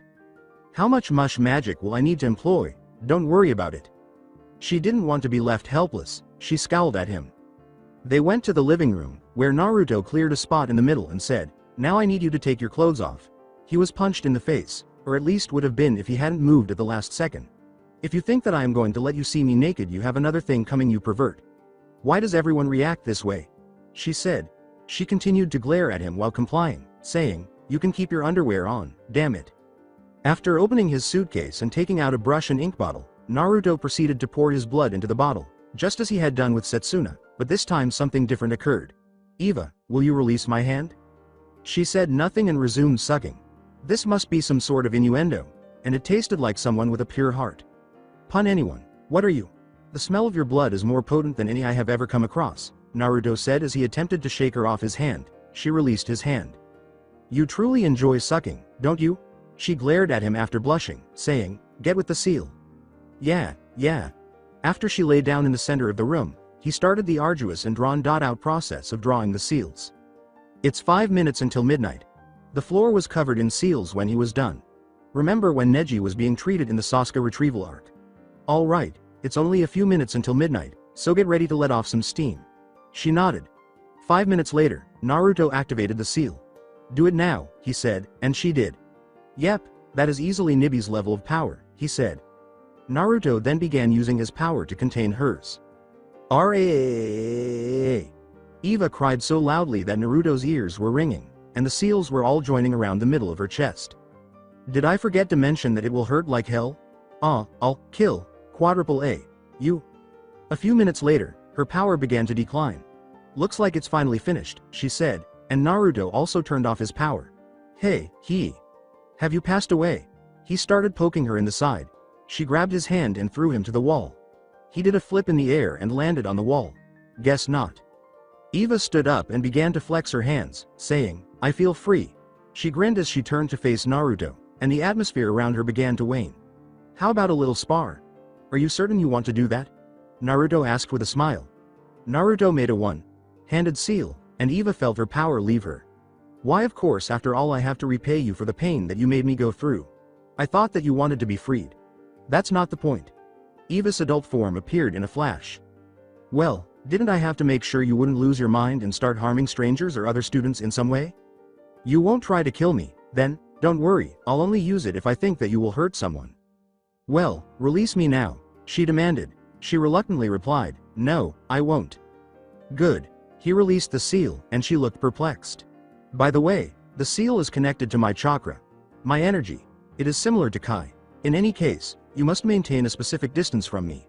100 feet, I'd say, or else the seal will break and you'll be in excruciating pain until I reach you or you pass away. Whichever comes first. But this works. I want to request that favor. Is that correct? With some concern, she inquired. Well, it's not like you have any options. He smiled and said, I would like to move in. Why do I feel so tired all of a sudden? She asked, stumbling as she lunged towards him with a look that said she was ready to kill. Oh, you're experiencing the side effect of the seal, she inquired. For a few hours, you should be completely exhausted. To be honest, it's incredible that you've managed to stand. There you go. She began to fall, but Naruto caught her and lifted her before she could hit the ground. Where is your room? He asked her softly, and she mumbled back, sigh.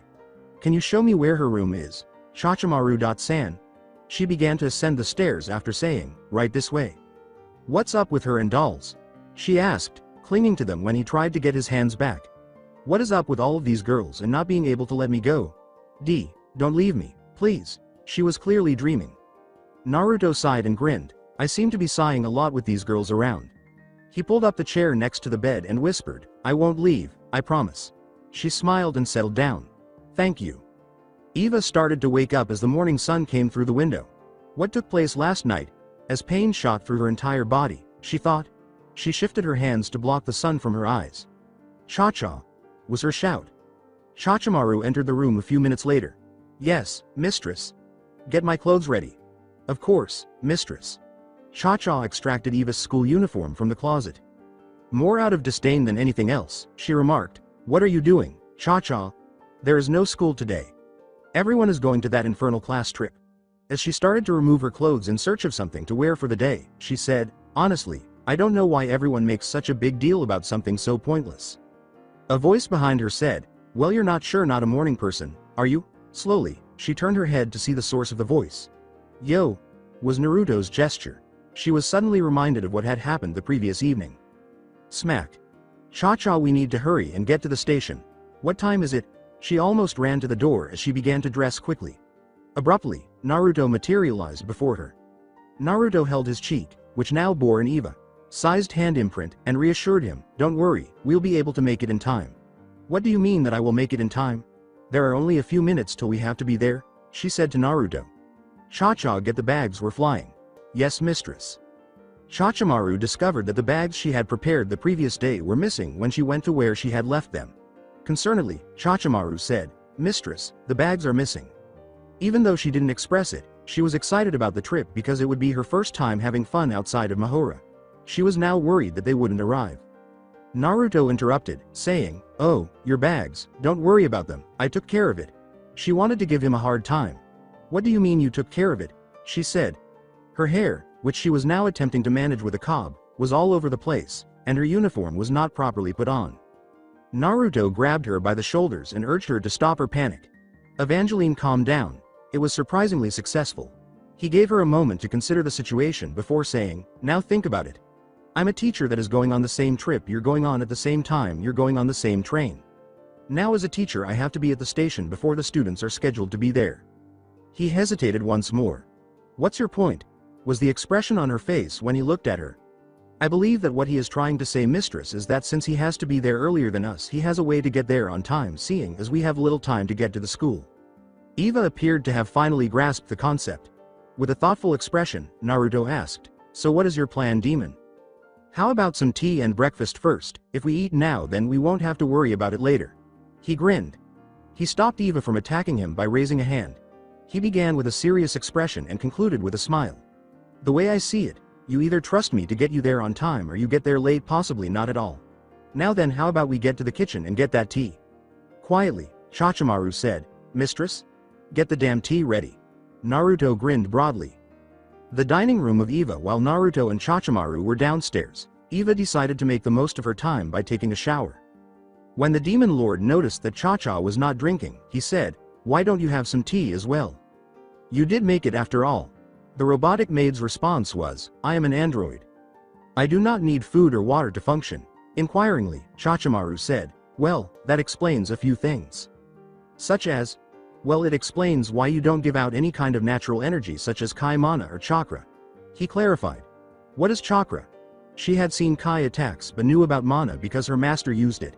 As if it were the most natural thing in the world, he stated, from what I have been taught, chakra is a mixture of physical energy which you call Kai and spiritual energy which you call mana.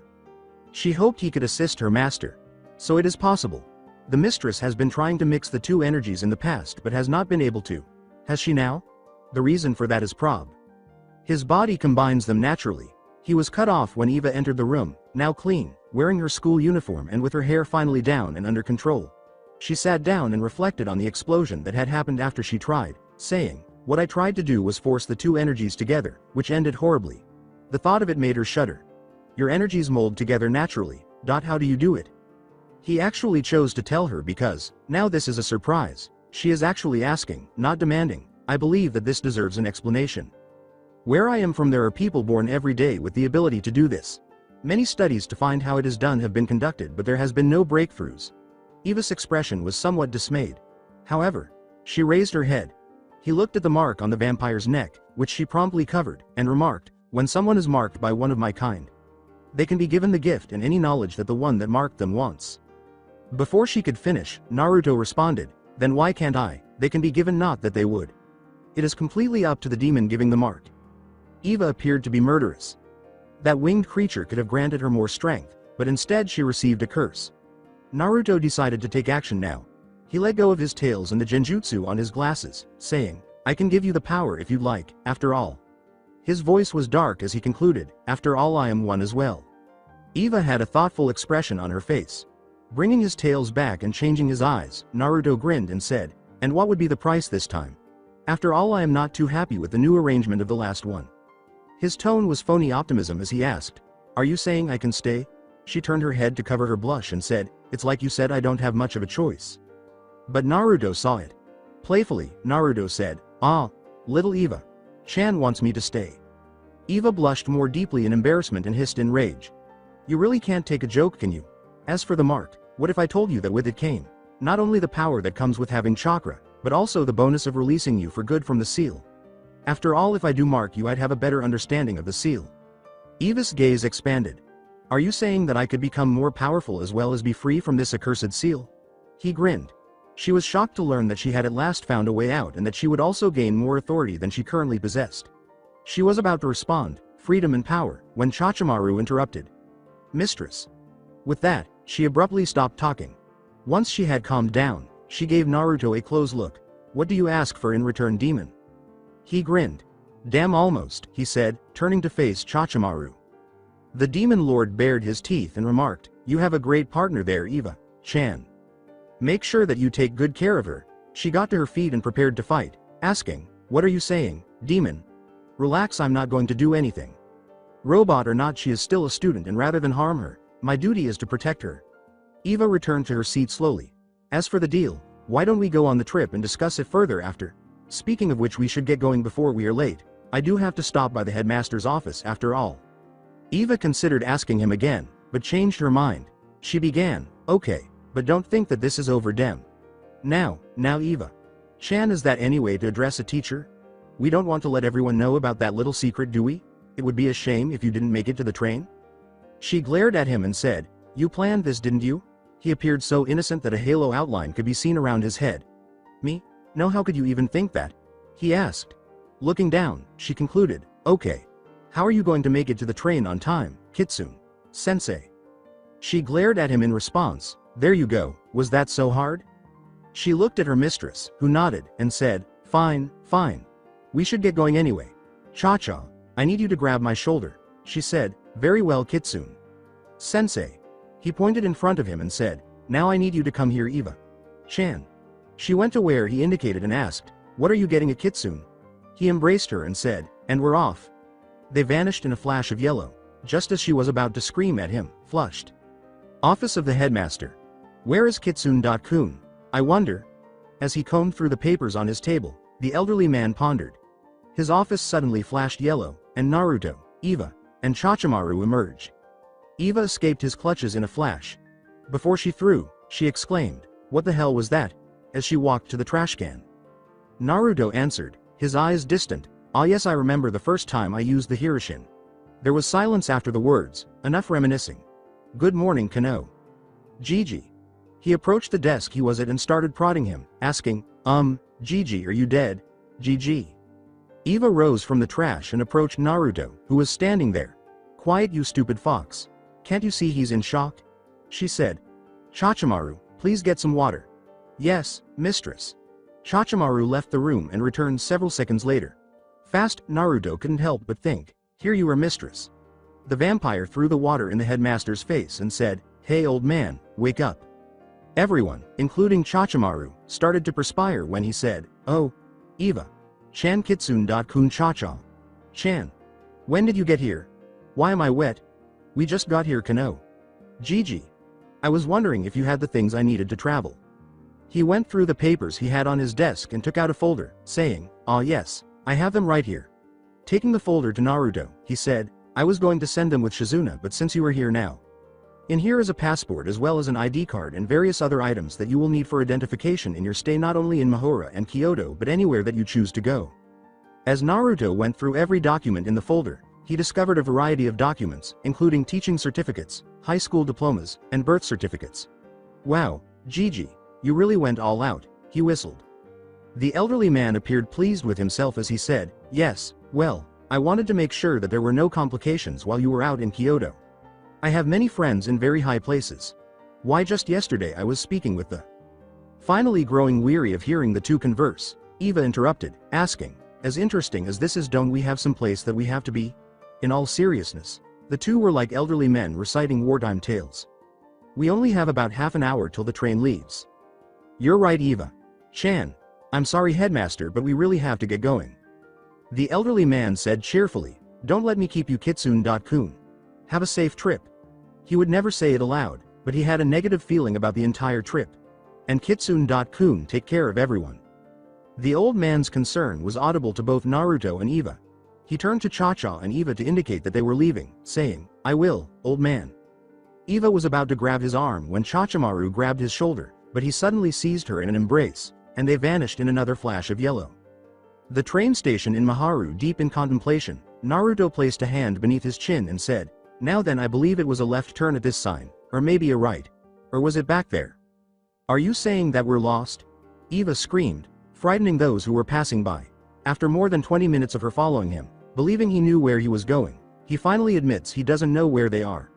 Orochimaru began to say, "Mistress it," but was interrupted. Naruto shared Eva's rage, saying, "Well, I didn't exactly get directions from the headmaster and I've only been in the city for 2 days." He had begun to follow the signs. One instructed him to turn right, so he did so. Another instructed him to turn left, so he turned left and arrived at the sign directing him to turn right. "Well, it's not like I've had to use any form of transportation to leave the city in all of the years that I have been here." Eva responded with rage. "As a teacher, shouldn't you know where the transportation that your students are taking is?" The Demon King sighed and said, "Like I said, I've only been here for 2 days. Anyway, are you telling me that you have been in this city for all this time and you never even explored it all?" Eva said in a dejected tone, "Coming to places like this reminds me of the things that I can't do, of the places I can no longer go." Naruto thought, "Well, I wasn't expecting that. Why did I say that to him?" Cha-Cha gestured behind them and said, "Sensei. Mistress. The train is right here." A sign that read Kyoto caught Naruto and Eva's attention as they turned. Naruto said to the chibi vampire, "So it is. Thank you, Cha-Cha. Chan. Well, Eva. Chan, we should get going. Don't call me CH. They looked at the young English magi and asked, "Naruto-san, is that you?" He then at last caught sight of Eva and her partner. "It is you, Naruto-san. How are you this morning? Are you as excited as I am? What do you think that it will be like in Kyoto? What kind of?" Eva felt proud that her presence made him freeze. "Hello, Boya. I see you fully recovered from our previous encounter." Negi's hand crept slowly to the wrapped staff on his back and he said, Eva. C. Chan WH. What are you doing here?" "Well, Boya, I think it'd be obvious I'm going to go on this train with all of your other precious students to Kyoto." The young magi was now going into full panic mode. "Wabi you dot, but what about the seal?" she asked. Eva smirked evilly as she watched the young magi go into a panic, saying, "That old thing, you of all people should know that something like that can never hold me for long." Naruto concluded that it was sufficient. "Now Eva. Chan, we don't want to scare our little friend too much, do we?" he asked. With a smile of his own, he added, "In addition, you neglected to mention that you had some assistance getting out of the seal, and also the fact that you're not at full power." Naruto was told by Eva, "You're a killjoy." Eva couldn't help but smile when she saw the Magi's pale face. "Anyway, you don't have anything to worry about, Boya. Even if I were at full power, I'm on this trip to relax. Kon on Cha-Cha, let's get on the train before the rest of the meal. I mean, students take all of the seats." "Yes, mistress." Cha-Cha excused herself and went with her master, saying, "Kitsune. Sensei, Negi. Sensei."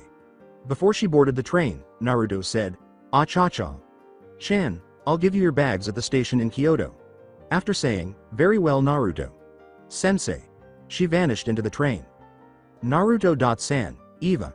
Chan she's, Naruto interrupted, she's a vampire. But how did you know? Inquired the Englishman. Don't worry, I am fully aware of what she is capable of. The headmaster informed me before he entrusted me with the responsibility of watching her. In awe of Naruto, Negi remarked, wow, Naruto.san, you must be a very strong magi. In contrast, the demon lord was pondering. It appears that I was correct. Sigh. The elderly man didn't mention me to him. It would be better to finish this now. Naruto informed him, well, I suppose that you can call me that. With curiosity, Negi inquired, what do you mean Naruto.san? Well, I'm actually, Negi. Sensei, he said, but before he could finish, a loud scream cut him off. The other girls in the class were running toward them when they turned around. Negi.kun, how are you this morning? Negi. Sensei, are you excited about the trip? Negi. Sensei, can I sit with you on the train? Negi. Sensei, have you found a girlfriend? Overwhelmed, Negi attempted to respond to all of the girls' inquiries but ultimately became perplexed. After witnessing the young teacher in the aforementioned situation, Naruto took the same action that anyone else would have taken. Take a seat back and observe. But after a few minutes, he made the decision to end it. Ladies, as much as I'm sure Negi.san likes being bombarded with questions and surrounded by beautiful young women, I believe it is time to get on the train. I'm sure that our departure will be very soon. Using his manly demeanor, his brightest grin using low-level genjutsu, he was able to silence them. Naruto calmly and authoritatively stated, now if you could all step onto the train, we can take roll and get you into your groups. The sooner we get this done, the sooner we can all leave. The girls were whispering, as much as hormone-driven girls could whisper, as they boarded the train. Who's that? Wow, he's hot. Do you think he has a girlfriend? Is he friends with Negi? Sensei? Those glasses make him look so mature. If I were alone with him, I'd. At the very rear of the group, however, that Kai feels like the one that the little fox in the forest had. Oh, it's Naruto.san. I wonder what he is doing here. That demon that was with the headmaster. Why is he in this place? Naruto-sama. Inside the railroad, it was almost time for the remaining girls to check in. She tried not to look at Naruto, instead focusing on Negi, which made him even more anxious. Satsuna Sakurazaki, in charge of Group 7, consisting of Zazie Rained Evangeline aka McDowell and Chachimaru Kakakiri. Giving her opinion, Zazie stated, it appears that Eva and Cha-Cha are not coming on the trip as usual. Naruto interrupted Negi before she could respond. Actually, they are already on the train. They were the very first to arrive. I see, was her reply. Negi, who was finally able to speak, hurriedly said, yes, well, we should be getting to our seats now. I'm sure that the train is about to start up. Yes, well, I hope you don't mind me speaking to Satsuna Chan here for a moment. The headmaster asked me to pass on a message to her. Of course, Naruto.san. Negi cautiously concurred. Great, then I will make sure that she gets safely to her seat as soon as possible. Satsuna Chan, if you will. Naruto looked at the door. A different taxi Satsuna stood nervously behind Naruto, who was staring out the window at people going about their daily lives. Naruto turned to her and asked, so how did your training go yesterday? Before she could gather herself, he saw her flinch for a moment.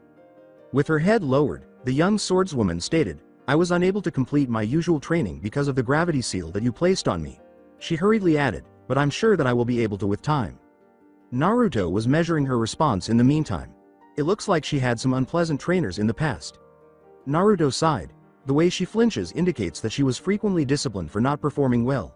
Well, it's good to hear that you were able to do some of your training. During this trip I will start to teach you some of the basics of chakra. By the end I believe that you will be able to grasp the concept of it and learn a few techniques. At last, Satsuna raised her head in confusion. She had informed him that she was anticipating some kind of punishment because she had been unable to complete her training. When Naruto noticed her perplexity, he chose to explain. I do not know who your previous trainer was, but I will not discipline you for not being able to do something. You just had the seal placed on you, so I did not expect you to finish any training. Actually, the fact that you were able to do any training is impressive. Satsuna was at a loss for words. Her former trainer had expected her to be flawless and would not hold back from punishing her if she didn't. Thank you Taicho. In his most compassionate tone, Naruto stated, even when your training is finally over, I do not expect you to be perfect. I am not, so I would never expect a student of mine to be either. Moving along though, I wanted to tell you that Eva Chan will be joining our training sessions very soon. Satsuna was intrigued now. Did you ma? No, I did not mark her, but certain circumstances led it to be that she will not be able to leave my side for a while. He clarified. I see. Despite her clear desire to learn more, she chose to ignore it. They sensed the train moving at that moment. It seems that we are finally departing. I also wanted to speak with you about the trip itself. As I am sure that you may know, the Kyoto area is enemy territory. Satsuna gave a nod. She nodded reluctantly and said, I know that you have someone in your class you wish to protect. I know that that person is Kano-san's granddaughter Kanoka. Satsuna appeared surprised. On her back, her hand crept toward the sword. Naruto held up a hand. Satsuna calmed down before realizing what she was going to do. I'm not going to hurt her. In fact, the headmaster personally asked me to help you guard her.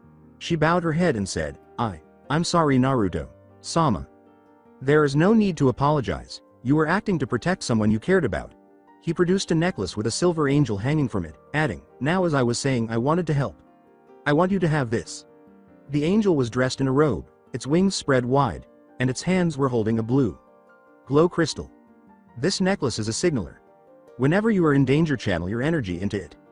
Pulling out another necklace, Naruto reached into his pocket. This one featured a glowing blue crystal encircling a silver fox with 9 tails. When you do, the crystal on yours will turn red, sending a signal to this one that I will have. With it I will be able to pinpoint your location and get to you quickly. I will also be giving one to Kanoka-chan that works about the same, only it will react to another's energy rather than her own, seeing as how she does not know how to channel her own. Admiring the cleverness of the little trinket she was holding, Satsuna questioned, will I be able to find Kano-san when hers turns red? So long as you are wearing it, you will feel a pull to where she is when it turns red. Knowing that she could save Kanoka in any situation, she grinned and said, thank you, Naruto-sama. Abruptly, she felt something rapidly approaching from behind. She swiftly pulled her sword from its sheath and slashed in the direction it was approaching. A paper, an envelope and a bird fell to the ground. Whoa! I haven't seen that since my battle with the Akatsuki. Negi and Asuna trailed the bird. Naruto turned to Negi and bent down to pick up the envelope. Naruto smiled and said, airmail? Satsuna had to suppress her laughter at his pitiful attempt at a joke while she was next to him. Negi and Asuna, on the other hand, perspired before gathering their thoughts. Before asking, Negi assumed what appeared to be a fighting stance. However, he became anxious when he realized he was missing his staff.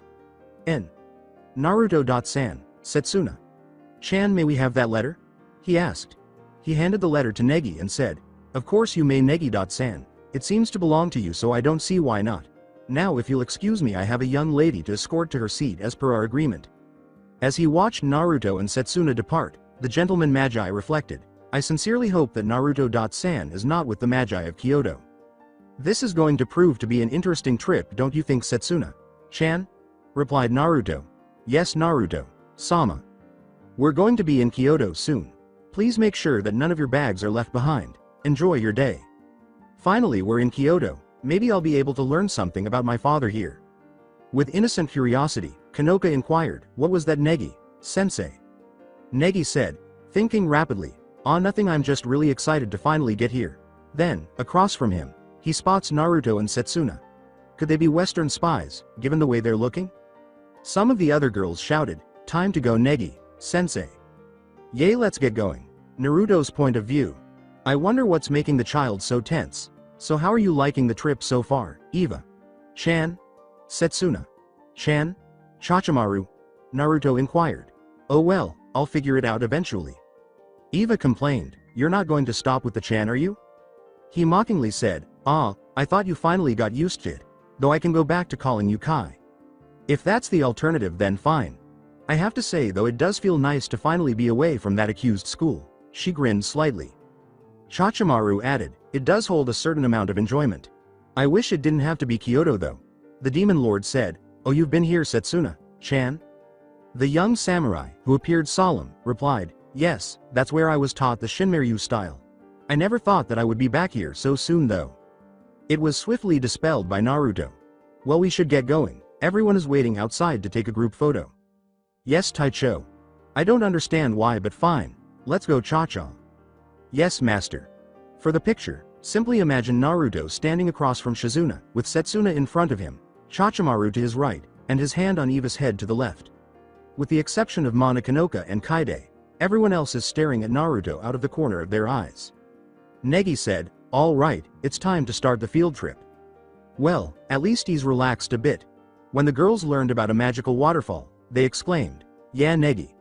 Sensei, let's go." After dragging him, they set out on their adventure. Naruto grinned as he approached the group and said, "Well, Eva-chan, shouldn't you join in the fun?" As she kept up with him, she retorted, "Don't be a fool, I wouldn't even be here right now if I didn't have to be near you." He looked at her with puppy dog eyes and let the genjutsu around him drop enough to reveal his ears flattened against his head. "You wound me, Eva-chan, you make it sound like you don't want to be around me." The urge to pet him increased as she felt herself control slipping away. Must resist cuteness. Stop that, you idiot. The trickster returned to his genjutsu state and said, "Well, we really should get going before the kid gets in trouble anyway. Perhaps I ought to have paused it for a few more seconds. I wouldn't have had self-control if I had a few more seconds." Master appears content, Orochimaru remarked, at the thing with the love stone. Observing the other students discussing the two rocks on the road, he inquired, "Well, what's going on here?" From the side, a voice said, "Apparently, if you can make it from one rock to the other, you will find success in life." "Ah, Satsuna-chan, so this is where you ran off to. I didn't know that you were interested in knowing your future in love. If you'd like, I can keep you company and you'd never have to worry about it," he replied with a foxy grin. In the presence of Naruto, Satsuna blushed more than Hinata and was unable to even form a sentence. "Noi was just Kano. Ojou. Sama. Here IP. Protect." From the side, Eva said, "Don't listen to him, he'll make you crazy." He pointed to the two rocks and said, "So you just have to walk from here to there, right?" As he prepared to take on the challenge, a student asked, "Ah, Naruto. Sensei, are you going to try as well?" "Ah, you're Ayaka-chan, class representative of 3, correct?" "Yes, but how did you know?" the representative asked. "I had the privilege to look at a roster for the class before hand. About the challenge, why not? I've heard of things like this before, but I've never really seen one." Meiki, Naruto, Ayaka, Nadoka, and the other 4 challengers were at the beginning. Meiki said, "All right, let's get started." Ayaka used her senses and swiftly locked onto the rock, saying, "I'll win, of course, with my training I'll be able to make it in no time." Do all the students in this class have martial arts training? Naruto's perspiration fell when he felt a tiny surge of energy used for tracking, and again when he saw Meiki and Ayaka tumble into a pitfall. I wonder if that was part of the event? Oh well, no harm in it. He eventually reached the rock while dodging the other obstacles, and as he touched it, he heard someone say, "Goal." It appears that we are the only ones who made it, Nadoka. Well done. Yes, you to Kitsune. Sensei. She blushed slightly in response. As he walked back to Satsuna and Eva, he said, "You shouldn't hide your eyes, they're very beautiful." Nadoka was steaming from her ears.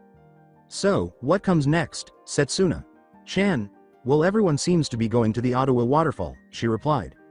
"Then let's go." "What's the point of this, Arg? Isn't it possible for us to go somewhere to unwind?" an agitated Eva said. "Relax, Eva-chan, we'll all have free time later, for now let's just go with the flow, so to speak. I should have stayed in Mahora." "Ah, don't be like that. Tell you what, you go along with us today and I'll go with you wherever you want tomorrow," said Naruto. "Okay, but you had better be prepared to depart early." "Of course, Eva-chan. Look, there it is." "Which one, you?" Let's see, left to right, health, career and marriage." Marriage. Hey, don't crowd around just one. Form a line, me next. I wonder how long it will take for them to grow out of it. Wow, girls these days are sure interested in marrying young. Kindly reminds me of Sakura when she first started out. Why aren't the falls making you two go crazy? I think water wouldn't be good for a robot, so I can sort of understand Orochimaru even if she wanted to get married. However, I would assume that both of you would seize the opportunity like the others. I have no time to think about marriage with my training. I have no intention of being tied down. However, you train with me, Satsuna-chan, and I'm technically tying you down, Eva-chan. You already have me, so I understand why you don't want to leave." "What?" they both shouted. It's not like that, Shisho. You're infuriating. I'll take good care of the two of you." He put an arm around them and said, "It's okay." After a few seconds, Naruto was on the ground, grinning at the 2 bumps on his head. "I was only kidding, so come on, you two. There's no need for such violence." "I apologize, Naruto. Sama, you are the only one and n. Satsuna-chan, don't worry. Just harmless enjoyment. For some." He chuckled while rubbing his bumps. "Anyway, it appears that this portion of the journey is over. he said, glancing at the remaining students, most of whom were unconscious on the ground. Eva said, looks like someone spiked the fall. After grabbing a cup and filling it with some of the fall's water, the demon said, I guess we have to carry them all to the bus and hotel. At least it's decent sake. Let's get going. Hotel. Naruto entered the outdoor spring first, and the teacher was taking a bath. Ah, this is a nice change of pace. I wonder where Negi and the other teachers are? He heard someone say from the entrance, wow, this place is so big. He was going to go greet him when he heard a different voice say, I guess Negi finally made it. It's known as an outdoor bath. It was emanating from his shoulder, and it's really soothing. Is that a rat? Naruto had never heard of a rat summon in all his time in the ninja world. Whatever it is, it's not like I haven't seen strangers. He was about to speak to them again when they began discussing him. If only Satsuna and Naruto-san weren't a concern. A swordswoman named Satsuna would murder you before you could even utter a spell. Additionally, if Naruto can control Eva, then he is superior to you. Therefore, we were both essentially screwed. Wow, that was a motivational speech. I'll have to discuss that with him later. Well, we can't do anything about it now, let's just relax. Yeah, hey, I think I hear someone else coming. I wonder if it's another teacher. He changed into a fox and leapt through the water to where Satsuna was. Looks like Satsuna is here. I think I'll have a little fun with my student and little Negi. He approached the now-red Satsuna slowly and said, Satsuna-chan, there's someone else in the bath with us. Naruto. Sama wa. What are you doing here? No time, we need to take out the threat. Satsuna became grave. Yes, Shisho. With a swift motion, she sliced through the rock that the alleged enemy was hiding behind. She's accustomed to the gravity seal already. Soon, I'll have her raise them. Abruptly, she was disarmed. With Satsuna-chan, it won't be enough, but at least the child knows what to attack. Then she grabbed Negi's crotch and neck at the same time. Now, who are you? If you don't answer, I'll rip it off. Oh, that sounds awful. That seems like enough distance. Satsuna-chan, that's enough. But Taicho, she hadn't turned to face the enemy yet. If you had looked before you went this far, you would have realized that the one you were threatening to castrate is Negi-san. The enemy was indeed Negi when she slowly turned her head to face him. Negi, sensei? Well, I never knew that you were into younger men, Satsuna-chan. No wonder you never accept my advances. Satsuna was blushing uncontrollably and spluttering, wa.noi. After being threatened with castration, Negi, meanwhile, was paralyzed with fear. Naruto, still in his fox form, laughed out loud, saying, ha ha ha, haven't had a laugh like this since I put itching powder in the Hyuga's robes. Satsuna, who was still red, was shouting, Shisho, you knew all along that this was Negi. Sensei, didn't you? No? Was that a question? Shouldn't we get to the matter at hand? Kamau shouted from the top of Negi's head, You and Naruto are spies for the Kyoto mages, aren't you? The talking rat. I think there's been a misunderstanding. I'm an ermine, what misunderstanding? Are you a talking fox? Okay, sorry for calling you a rat, we're not spies, and yes, now that that's cleared up. Finally coming to, Negi shouted, it's not cleared up. Satsuna and Kamau joined him. Even though I believe Negi is scarred for some reason, nobody got hurt. Kaya. Kanoka. Ojou. Sama's in trouble. She wrapped herself in a towel and sprinted to where the scream was coming from. We should go too. Negi was following Satsuna when Naruto leapt on his shoulder. When Kanoka is in trouble, she loses all control. In the changing area, it seems like they should be accustomed to it, so why do they all get upset when I ask them to remove their clothes? It turned out that Asuna and Kanoka were both nude, or having monkeys strip you. These are either fakes or Enma has really turned perverted. What are you doing to Kanoka? Ojou. Sama. With a drop of perspiration, Naruto thought, she really needs to work on her anger. Oju. Sama? Negi pondered. Satsuna attempted to attack the monkeys after drawing her sword. Asuna, now completely nude, screamed, is that a real sword? No, you can't kill them.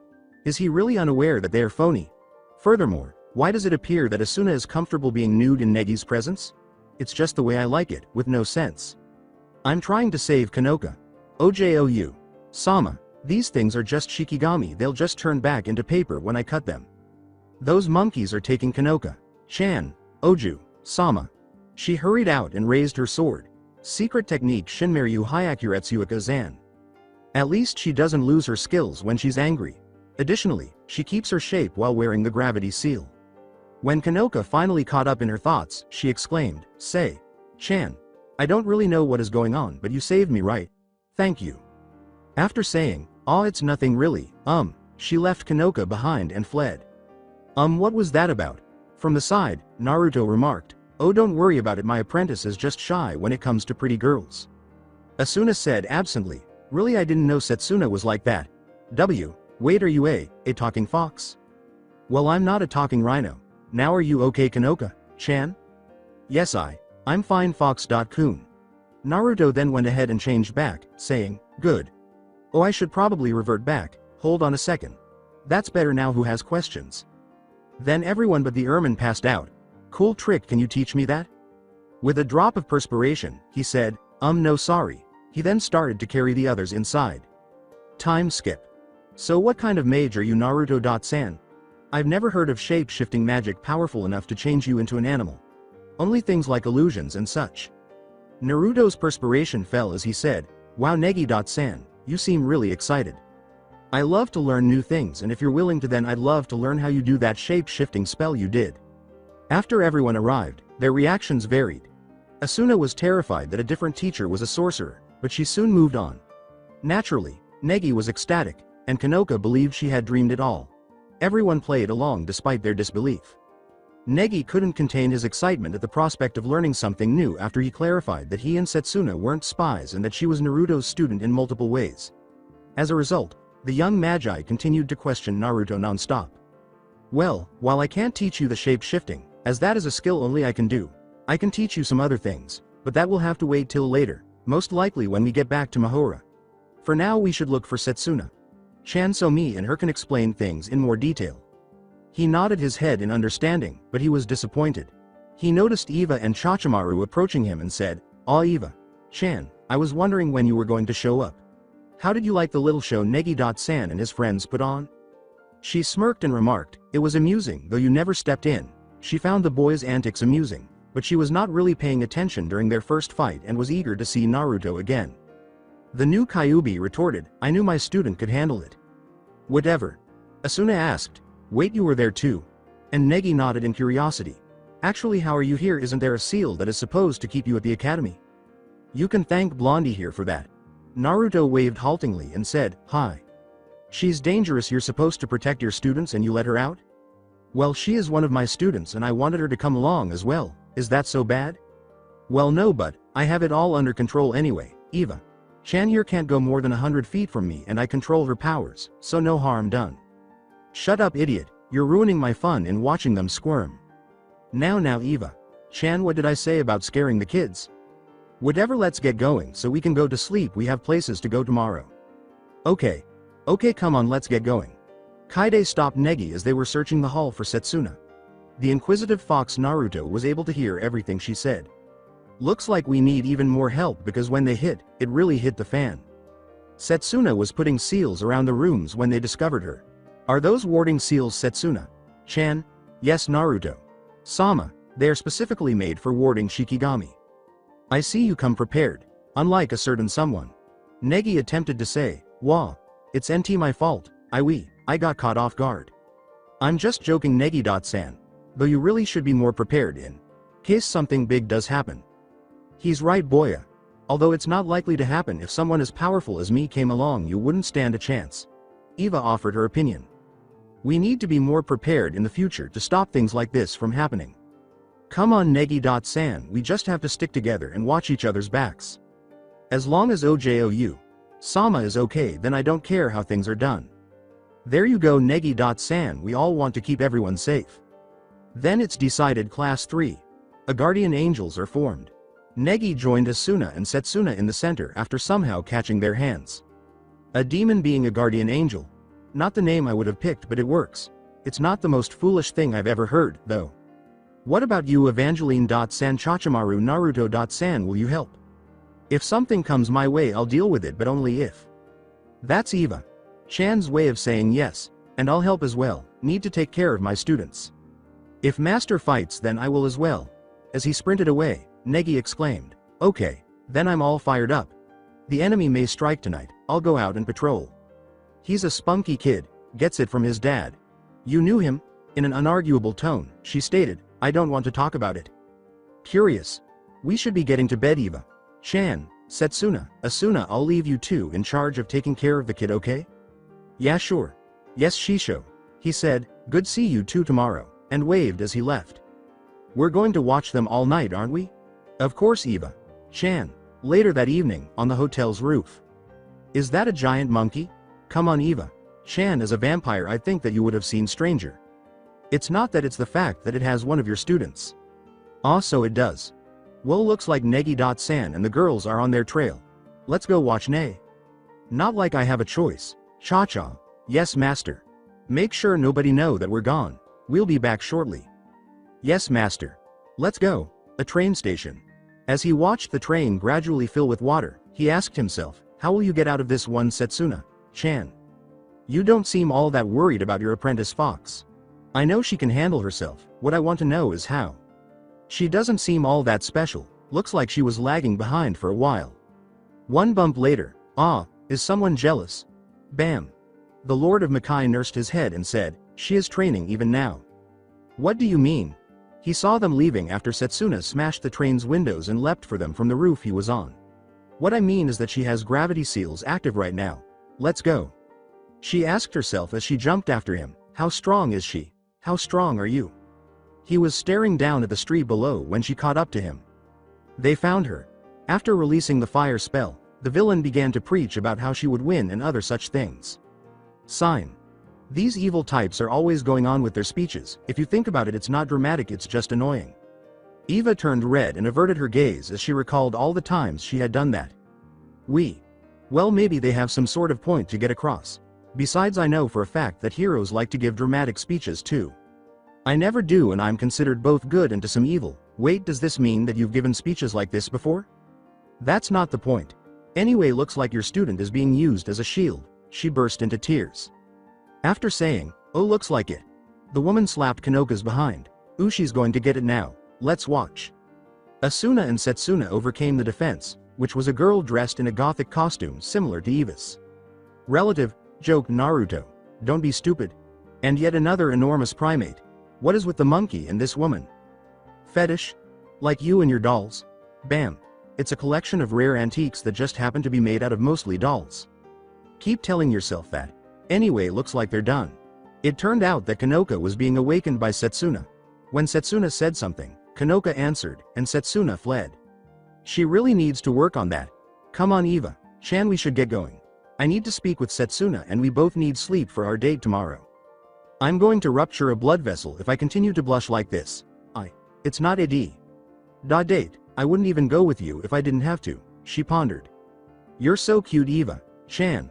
That evening at the hotel, Naruto realized he could call Satsuna out to him while he was searching for her room. How was I able to forget that? Satsuna, meet me in the lobby of the hotel. A few seconds went by. Yes, Taicho. You'd think she would be used to it by now. What are you talking about, Fox? Just a mental link with my student.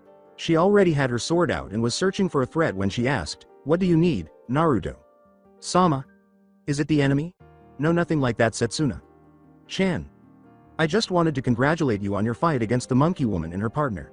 I see that you aren't the only Shinryu practitioner now. How was it to fight against someone of the same style? That's it for today. I hope you guys enjoyed this great story. See you in the next one.